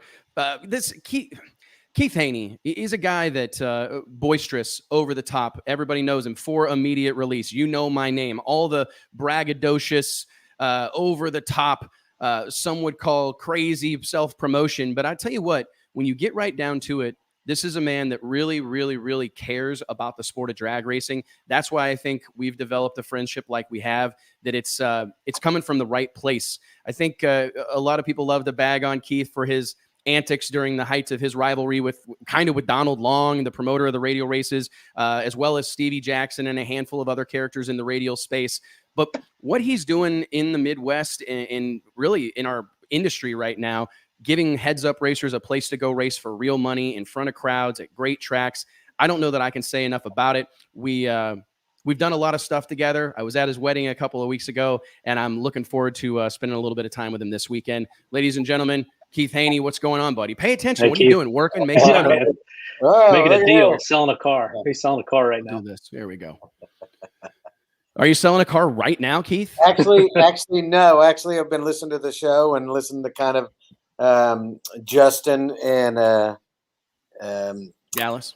In Dallas, I was listening to both of them and just kind of listening to kind of everything that's going on with the burn downs and everything. So this is interesting to hear. It's been a minute since I've tuned in regularly. I wish I could, but as busy as I am, getting married, all the great things that's been happening to me. So I just hadn't had a chance to, but kind of getting back in the swing of things with the Midwest Drag Racing Series. And tell us about that, man. This has been a rough start to 2021 for the Midwest Drag Racing Series, but I really have been proud of the way your racers, your team, Ellen Eschenbacher, everybody that's involved with the Midwest Series have really worked hard to keep things headed in the right direction, keep people talking about the Midwest Series despite not racing. Who's calling and bothering you? Oh, this ought to be. I'm live right now. Literally. She's right live on the. Hey, Misty. Now's not a good time. You gotta, now that you're married, you gotta answer. Yeah, now that you're married, you gotta answer. Yeah, now you gotta answer. Bye. All right, bye. Are you excited? Like, how hard has it been not to race for 3 months? I mean, as a promoter, as a competitor yourself, I know it's been a real challenge to keep people fired up, keep your racers locked in. I think you've done a good job, but I mean, how big of a challenge has the last few months been for you guys as you've had to, first it was COVID and all that drama in 2020. And obviously we're still dealing with a lot of that drama, but then you guys were bit by every imaginable weather related issue. And basically, long story long, at this point, you're about 90 days, almost 3 months without a drag race. Well, interesting you said all that. If you take a look at 2020, actually 19, if you want to go back, when COVID actually hit, we were fortunate enough the Midwest Drag Racing Series had every race. A lot of sexual bodies couldn't say that they had those, had their races, and they didn't. A lot of them were canceled, rescheduled, moved into the next year, whatever it may be. But we were fortunate enough to have every race. So we know that weather is just part of drag racing. That doesn't change. But going into this year, 3 months off, we've had some, we had one of the tracks had a life-threatening to some of the personnel there. So that got moved and then got rained out.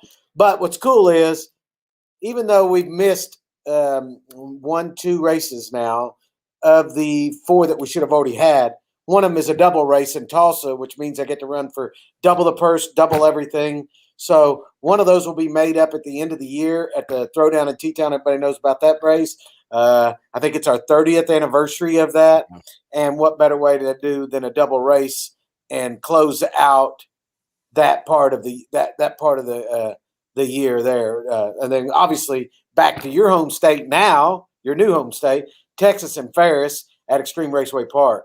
But being off it's been okay. We don't want to race in July. That's one of the things that everybody needs to understand here is the rain out in June. We had a race in May, the rain out in June. We promised the racers one thing last year. We will not race and 100 and something degrees temperature. Not going to race, or try not to race. Let me rephrase that. Not going to, different story. But we're going to take off June or last half of June or at the end of June, all the way through July and most of all of August, so that you can go to the lakes. When do you go to the lake? Always in those dates, right? You got a boat. Everybody has jobs. Gives them a little downtime. I think it's good. I honestly, school. Everybody's starting school this week. It's hard to get excited to go do that stuff. I remember when, kind of at the height of the NHRA Pro Mod series, whenever it was really rocking and rolling, people would wonder like, hey, they race like the last weekend in June and then they don't race again until August. And people didn't realize that was by design. All those guys who are admittedly not full-time touring pros, they don't want to race all summer. They want to be able to go out on their boat or spend some time with their family or what have you. And they don't want to go to the racetrack in, like you said, 110-degree heat. So I actually think it's a little bit, I think there's some smarts to it. I really do. I'd go drag racing every weekend if we could, but I do think it's fantastic to take that little bit of a break. And it also, scarcity, right, creates excitement. It creates some eager attitudes. What's the feedback been from your racers? Are people fired up? I've seen all the social posts like loaded up for Great Bend. I think people are genuinely excited to head out to Great Bend, Kansas to a track the Midwest Drag Racing Series has not been to before, a track has a rich history in our sport, held basically the first ever NHRA national event. I know that the track has underwent a bunch of renovations. $2 million. $2 million worth of renovations there. How excited are you and how excited are your racers to get back to action? I think most of all, everybody's excited about going to a new place. I mean, the fans, it looks like they're going to have a great crowd. Hey, Tom Bogner, I seen you sitting in there. Hello. Anyway, I think the fans are going to be excited. They haven't had Pro Mod there ever. Do you realize that? Pro Mod, they may have had it back in the early days. Right, I understand, yeah. But not really Pro Mod like it is today. Today, it's different. Pro mods are fast today. 360s, 350s, they're rolling. And the fans have not seen it. So I think what the racetrack is seeing right now, as far as the racetrack standpoint, is they are hearing that, are you really bringing pro mods? So the question is, are you really having pro mods at this race? And I said, or they're telling them actually, yes. Oh, and we got funny cars. Did you forget that one? Oh, and we got Top Sportsman, Top Dragster, and we got juniors, and we've got No Time, and we've got local. They got a local Super Pro and all that. So all those racers get to come and run with us along with that. But you talk about the racers, I think being off, one, during the time of trying to revamp your businesses and get things kind of be organized, everything's opening up. Business is really good in most categories. With the difference in supply and demand of things, mainly, I mean, it doesn't matter if you're going to get toilet paper. I'm just using that for an example. It doesn't matter if you're going to get that. It's just not just plentiful like it used to be. Builders and all these people are without part. It's what we hear from our partners in the industry more than anything else is they can't get parts. They can't get raw materials. They can't shipping delays, manpower issues. It's a wild time we're living in. But like to your point, Keith, a lot of businesses are having a lot of success right now. Yeah, and most of our racers are business owners and work. And let me rephrase that: not just business owners; they are Norman working, regular working men and women. And because of our show, how long our show is, it makes it. I call it the Working Man Series. I'm going to say it. I feel like we started it, and Friday, Saturday. And you go racing, and we're done. And you will not race on Sunday. Everybody's seen it. We don't race Sunday. You need to be home. You need to be traveling home. You got to be at work. How much do we save them in racers and traveling and staying in hotels for an extra day or extra food or you know how it all goes. But oh yeah, absolutely. But the racers are excited to get back. We got five races to finish off the year and one double race. One of those are a double race. So it's exciting. You got one in August, one in September going up to Martin, Michigan. Everybody knows that. They're in their night of – you see their race? Oh, my goodness. The Northern Nationals. I mean, you couldn't put another person in that place. Huge shout out, Jason Peterson and everybody at US 131 Motorsports Park. We've talked about it a lot, but they deserve all the accolades and kudos we can give them for putting on a show like that. Nitro race. They're going to a big nitro race. So we're Midwest. The good thing about the Midwest Drag Racing Series is we get to go inside shows that are already happening, already successful, and we're only making them better because we're here. I don't financially live out of the Midwest Drag Racing Series at all in any way, shape, or form. Now I have two really. One doesn't get paid, one does, but one full-time person that really works hard all day long, and then another one behind the scenes that nobody ever knows. And then, of course, Jimmy works for me at the track, all that stuff. But we get to go inside these races, and that nitro race that they have is one of their biggest ones that they have all year up there too. So we get to race in front of the fans. We got MAV TV, and we'll talk about that, I'm sure. But TV, we got a reality TV show coming out. Did you know that? I didn't know that. Yeah, so you heard it here. So Jack Beckman, you know who he is. Oh, absolutely. Nitro Funny Car champion, incredible guy. Cancer survivor. Yeah, no joke. Dave Reed. Great they called me 3 times. I think it was yesterday, maybe the day before. They were voicing over the shows that they're doing. They are the live talent for our Midwest Drag Racing Series. I don't know what MAV TV's calling it. I don't know what's going on. But as far as that aspect, I know that it's going to air late this, I think October. I think it's going to start airing. I mean, they're cutting the clips, they're doing all the stuff, but MAV TV's finally got a pro mod show.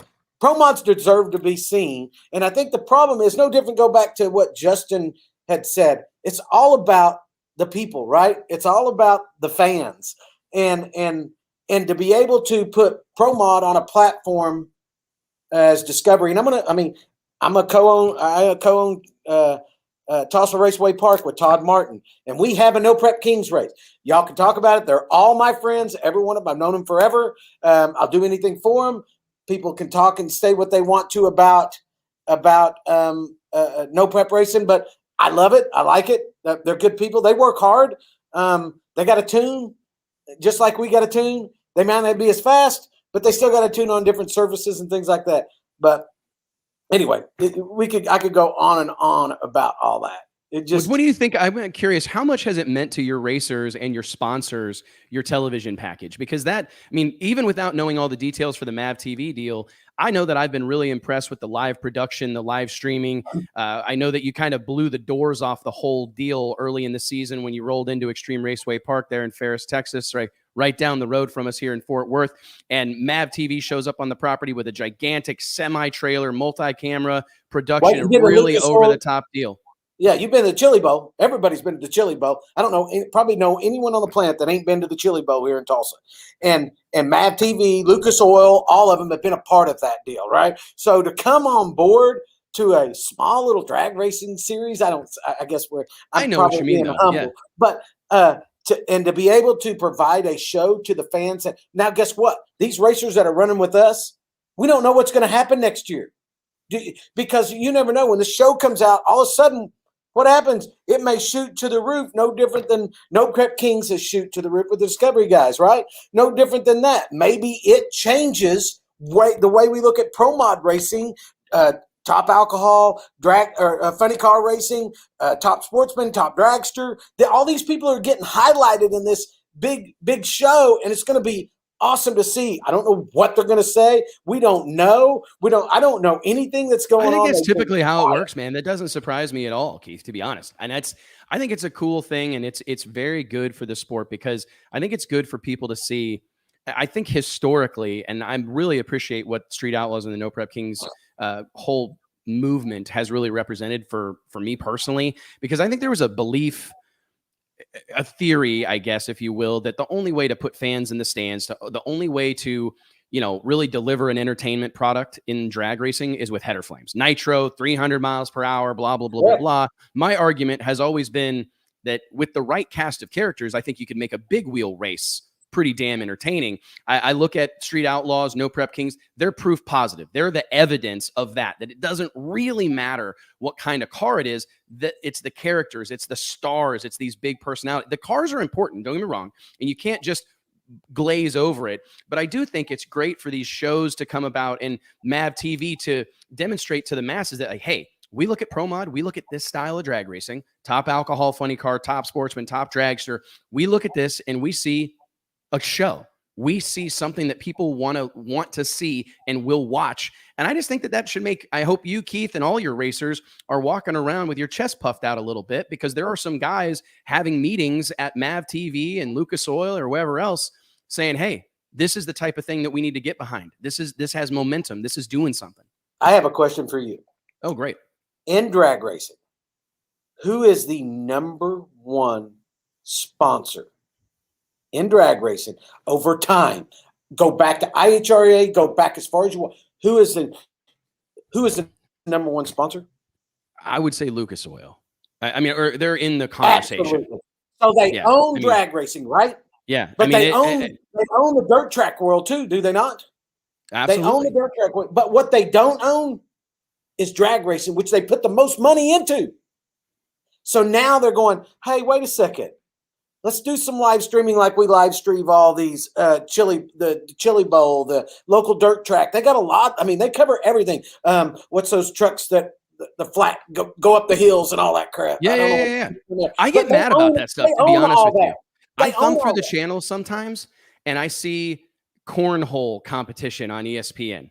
And I have like heart palpitations. And then I go the next one, it's like professional axe throwing. And then the next channel, it's poker. And the next channel, it's, I don't know, some sort of weird rally cross racing inside of an arena. And I'm going, what are we doing wrong? Like drag racing's infinitely, there's way more stars. There's way more action.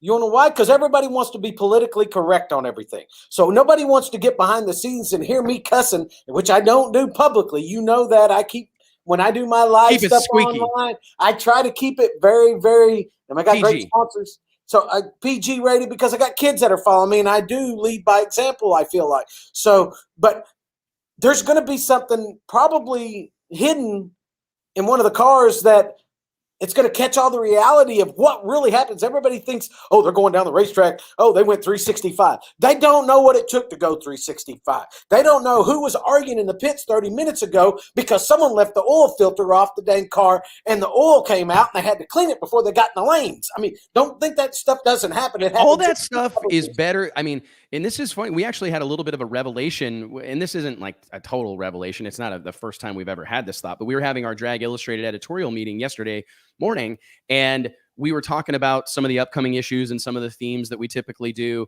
And we started having a conversation about, really the best stories and the most interesting stories aren't with the teams that are dominant. You know what I mean? Like it's not with the Steve Torrances. And I'm not downplaying any of these people's stories. Or Keith Haney. Right. I got Sandman. You know who Sandman is? Absolutely. I got a 2-car crew. Yeah. I mean, I think of guys like Clint Satterfield, and Clint's taking some time off right now. He's an NHRA Pro Mod racer, but Bob Garner was the only crew guy. Clint, 2 guys, a driver and a crew guy. And those are the stories that I think really resonate with the masses. Like, don't get me wrong. It's fantastic what Steve Torrance is doing and what Jim Halsey's doing over in PDRA, absolutely dominating in Pro Nitrous, and what Stevie Jackson does in NHRA Pro Mod and in radial racing in general. That level of domination is definitely awe-inspiring, but it's not exactly relatable. It's not. Absolutely very not. few racers have been in those positions where they have more than enough. They have more equipment than they need. They have better people. They have the best people. Most racers are like you just talked about, the Sandman and many other of those working class everyman racers that, hey, man, it's a victory just to get the truck and trailer out of the driveway. That's a huge victory. We won round 1. That guy trying to get to that qualifying session because he's not in the show, that he just blew up the motor and they backed out of the pits. And guess what? When they backed out of the pits, they noticed that the converter messed up while the motor messed up the pass before. Oh, we got to get in there. We got 10 minutes to get it ready. But nobody catches none of that stuff. They don't see the wives that are sitting in the background making sure that the teams are fed or pulling them to the line or tuning on the cars or even working on the cars, because women do it too. Nobody sees any of that stuff. Now, and the other part is naming your dang car. If you take a look at every one of the no prep king guys, all their cars got a name, right? My car's got a name, the Black Mamba, right? Everybody relates me to Kobe Bryant. Believe it or not, it's the truth. Oh, that's a He's the stretch. Mamba. No one's comparing you to Kobe Bryant. No, they're comparing my car, the Mamba. Okay, I'm sorry. The I'm just Mamba, giving you a hard not time, me. Keith. I'm just giving you a hard time. Yeah, you look just like him. You know? The Mamba, right? And my following is unbelievable. The people who follow me. I don't have enough time. I saw your car on No Limit Drag Racing 2.0 a couple weeks ago. Someone had made, I think I sent it to you. Someone had made inside the video game a Black Mamba Camaro. I'll send it to you. Oh my God, that's awesome. It's really cool. Your car's in a video game. Yeah, but these racers that are coming out and doing this, it's a day and a half show. I want them to be home with their family. I want them to be able to make a living at work, not have to ask their friends to take off work and lose financial money that pays the bills at their house. I mean, it's a short show. Mav TV board coming on board, being a part of something that I can't wait to see how they bring it out. The other part is Chad Bankshift, we started together. So, we started this in 19 with, I don't know, in San Antonio with, I think maybe 7 cars showed up or whatever. And I still paid out the purse out of my back pocket because we didn't have enough money. But we didn't have enough entries and all that, but we made it work. And the series stands strong. It's a very good family series, but I can't wait to see what the show does next year. It's next year. It's not today you're going to know it, is it? But it's next year when it comes out and everybody's watching it on TV and you all of a sudden all these racers start getting all these followers. I think it's going to ramp up the intensity and the excitement around your season next year because people are going to be watching that going, hey, if we have a good year, if we make a good run, or we've got kind of like an exciting storyline or whatever, a great story to tell, maybe we'll be on that show. Maybe they'll do a feature on us, man.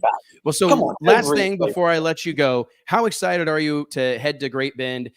Historic racetrack. I do think this type of racing plays well on like the outlaw 8th mile at these nitty gritty, smaller facilities. You anticipating a big crowd? What's the weather forecast? Looks fantastic. I think you're going to get some killer nighttime air. Yes. And you guys haven't experienced that in a while. Yeah, no, how excited are you? Are you? Oh, shoot. The guys are sitting there. Steve Cooks is already here. My guys, my whole team, Dale Hancock, Shane Goodnight, Kel, little Ricky Bobby. We call him Ricky Bobby. He's a newcomer. But Misty, all of us, we've been working the shop nonstop for the last 2 weeks, getting things prepared, fixing things, being more prepared before we leave the racetrack, before we leave the shop. We just moved into a new shop. So, we're trying to get more prepared so we can go out there and drag every single one of their butts up and down the racetrack because I promise you one thing, the weather is playing toward the nitrous cat. I think there may only be me and a couple, 2 or 3 other nitrous cars showing up, but I can tell you the weather's playing toward the nitrous combo to be able to drag them blowers up and down the racetrack. So I'm excited. It's been a minute. I haven't been in a car since we had a problem when the oil belt came up and the burnout in Tulsa at the throwdown, and I didn't even get to race my own home racetrack. So I knew I had the car to beat them and everything, and the car was going to be bad to the bone. But we decided to not race. What's it going to take to win? What do you think it's going to take to win? Like this is one of the things that I think you've done a great job with all these different combinations, keeping the competition as fair and even as you possibly can with all these different combinations. What's it going to take to win this weekend? And we're going to let you go. I think what it's going to take to win this weekend is whoever prepared the most the 3 months that we've been off, whoever has a little luck on their side, and most of all, weather. Weather will make a big difference in this race, whether a screw comes out and be dominant, whether a Pro Charger is dominant, whether a nitrous car is dominant. The weather looks good. So I think that playing field is going to be even, and it's probably going to be low 370s, it's going to be high 360s to win this race. I think so too. I was looking over it and I'm going, man, you're going to have to be in the 60s. Looking at the forecast and thinking we're going to get some good nighttime racing. We're going to get some favorable conditions. Maybe it's going to get down 60, 70 degrees or whatever. I think it's going to be a 360s affair, man. And I'm super excited about it. We appreciate your support, Keith. We appreciate what you're doing with the Midwest Drag Racing Series. Man, what you guys are doing for the sport of drag racing and for all these racers in the Midwest that for many years we're kind of looking for a home, right? Without question, a lot of these series and sanctions that exist in our sport are largely regional. They're strong on the East Coast or strong on the West Coast or strong in the Deep South.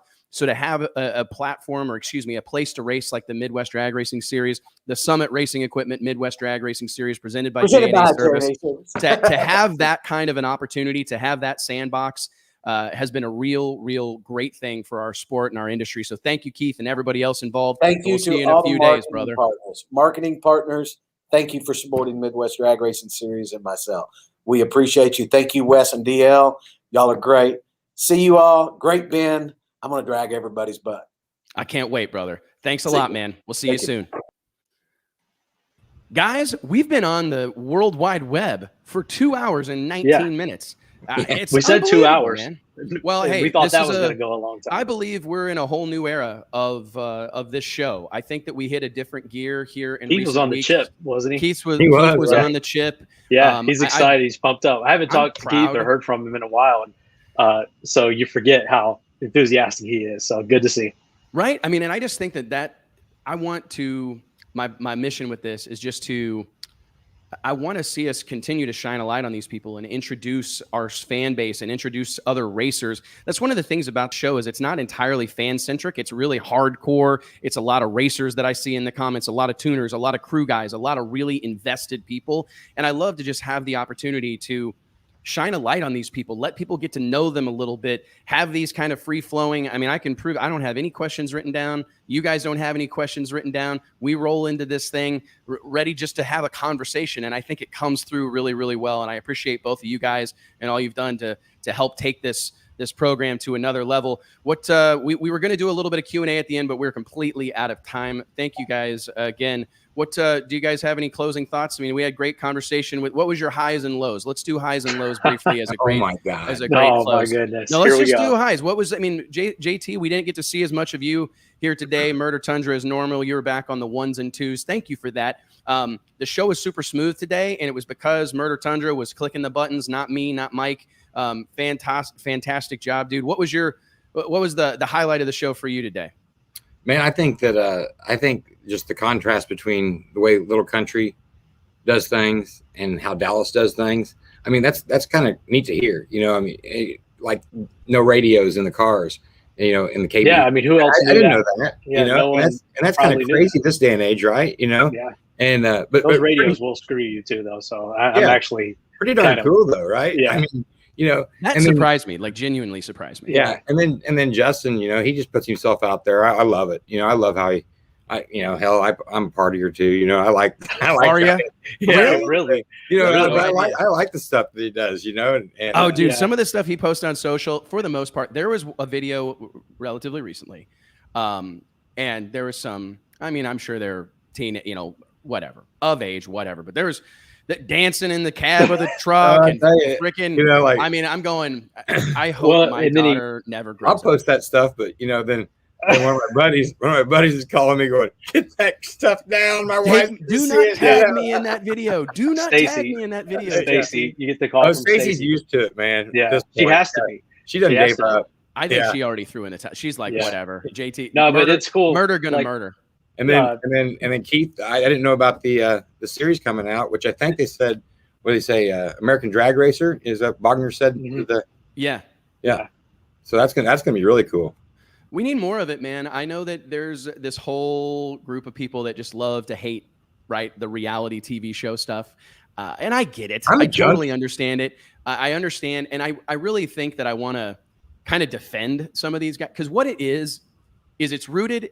I don't want anybody to take this wrong, but jealousy. It's rooted in jealousy, and it's in jealousy because it's rooted in jealousy because there are many, and I'm frustrated by it. I've actually had to have this conversation with a handful of those No Prep Street Outlaw guys that thought I was like against them or whatever. I said, man, I think we're all a little bit salty. I think we're all a little bit put out that all this great racing has been going on for all these years, right? There's incredible. I mean, I look back at some of the stuff that's happened.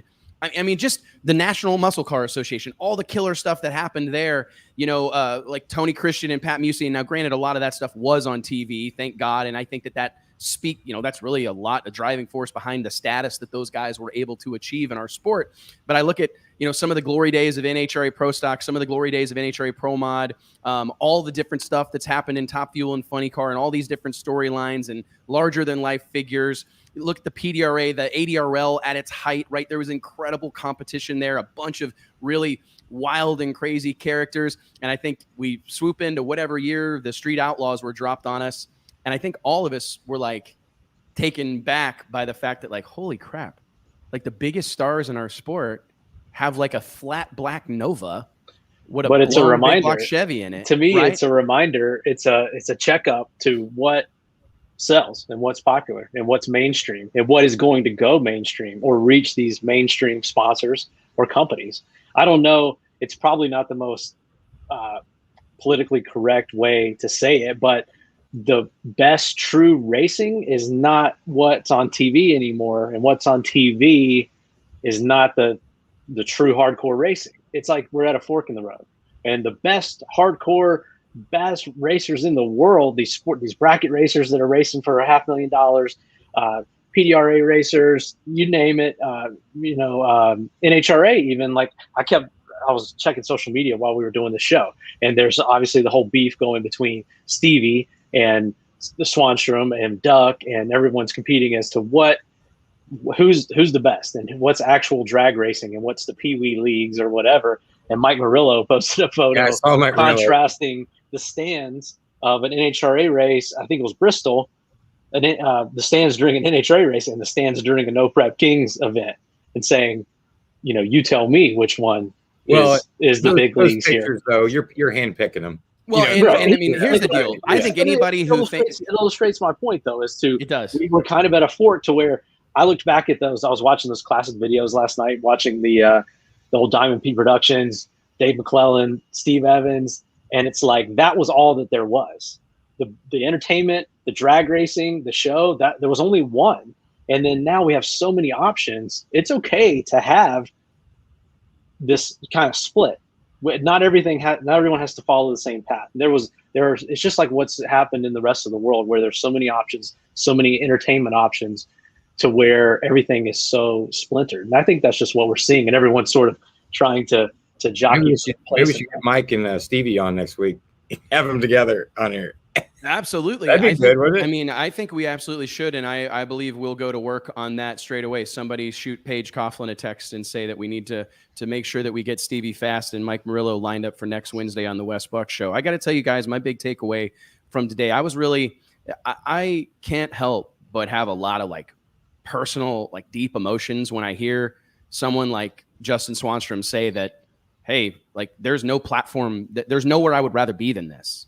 Right. I mean, can you imagine that? I mean, and I say that the emotional part of it for me, it's a little bit of sadness, because I hate that that's where the NHRA has arrived. Right. I hate that that's where some of this stuff is. It's where right someone now. like Justin wants to be for what he's trying to do. Correct. But Dallas Glenn is exactly where he wants to be for what he's trying to do. True. He's a technician. He's just a hardcore drag racer, has been trained by some of the best of all time. And he's where he wants to be. Could you imagine there's just we two had a different ways to conversation, approach though, it. with those two folks about, I mean, Justin said something else that we're kind of sleeping on, is that he makes money drag racing. Mm-hmm. And he's arrived at a point that he's able to turn this into a profitable business. There are very few people in our space that can say that.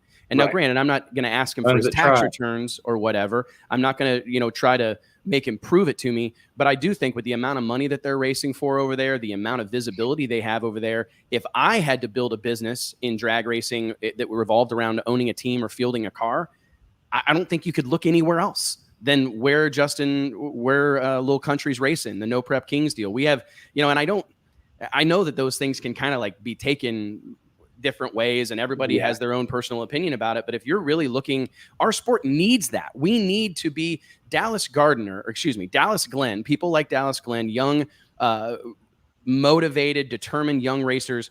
I think that they need to see that there's a path to being able to do this for a living, right? Or, I mean, in fairness, or Dallas would, if that opportunity doesn't exist, his time today would probably be better spent making sales calls.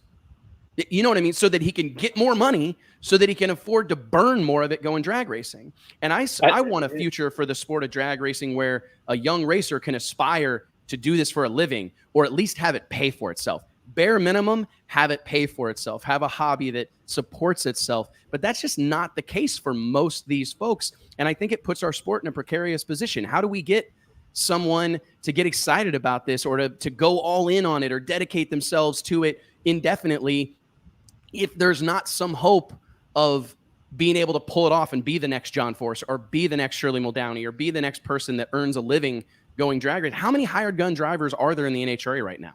I mean, I bet there's not a handful. I mean, I bet there's not 10, I bet. And that's a real problematic situation for our sport. And it's because we've been asked that a lot too, you know, over the years, you know, like, hey, how do I get where I'm just drag racing full time, you know?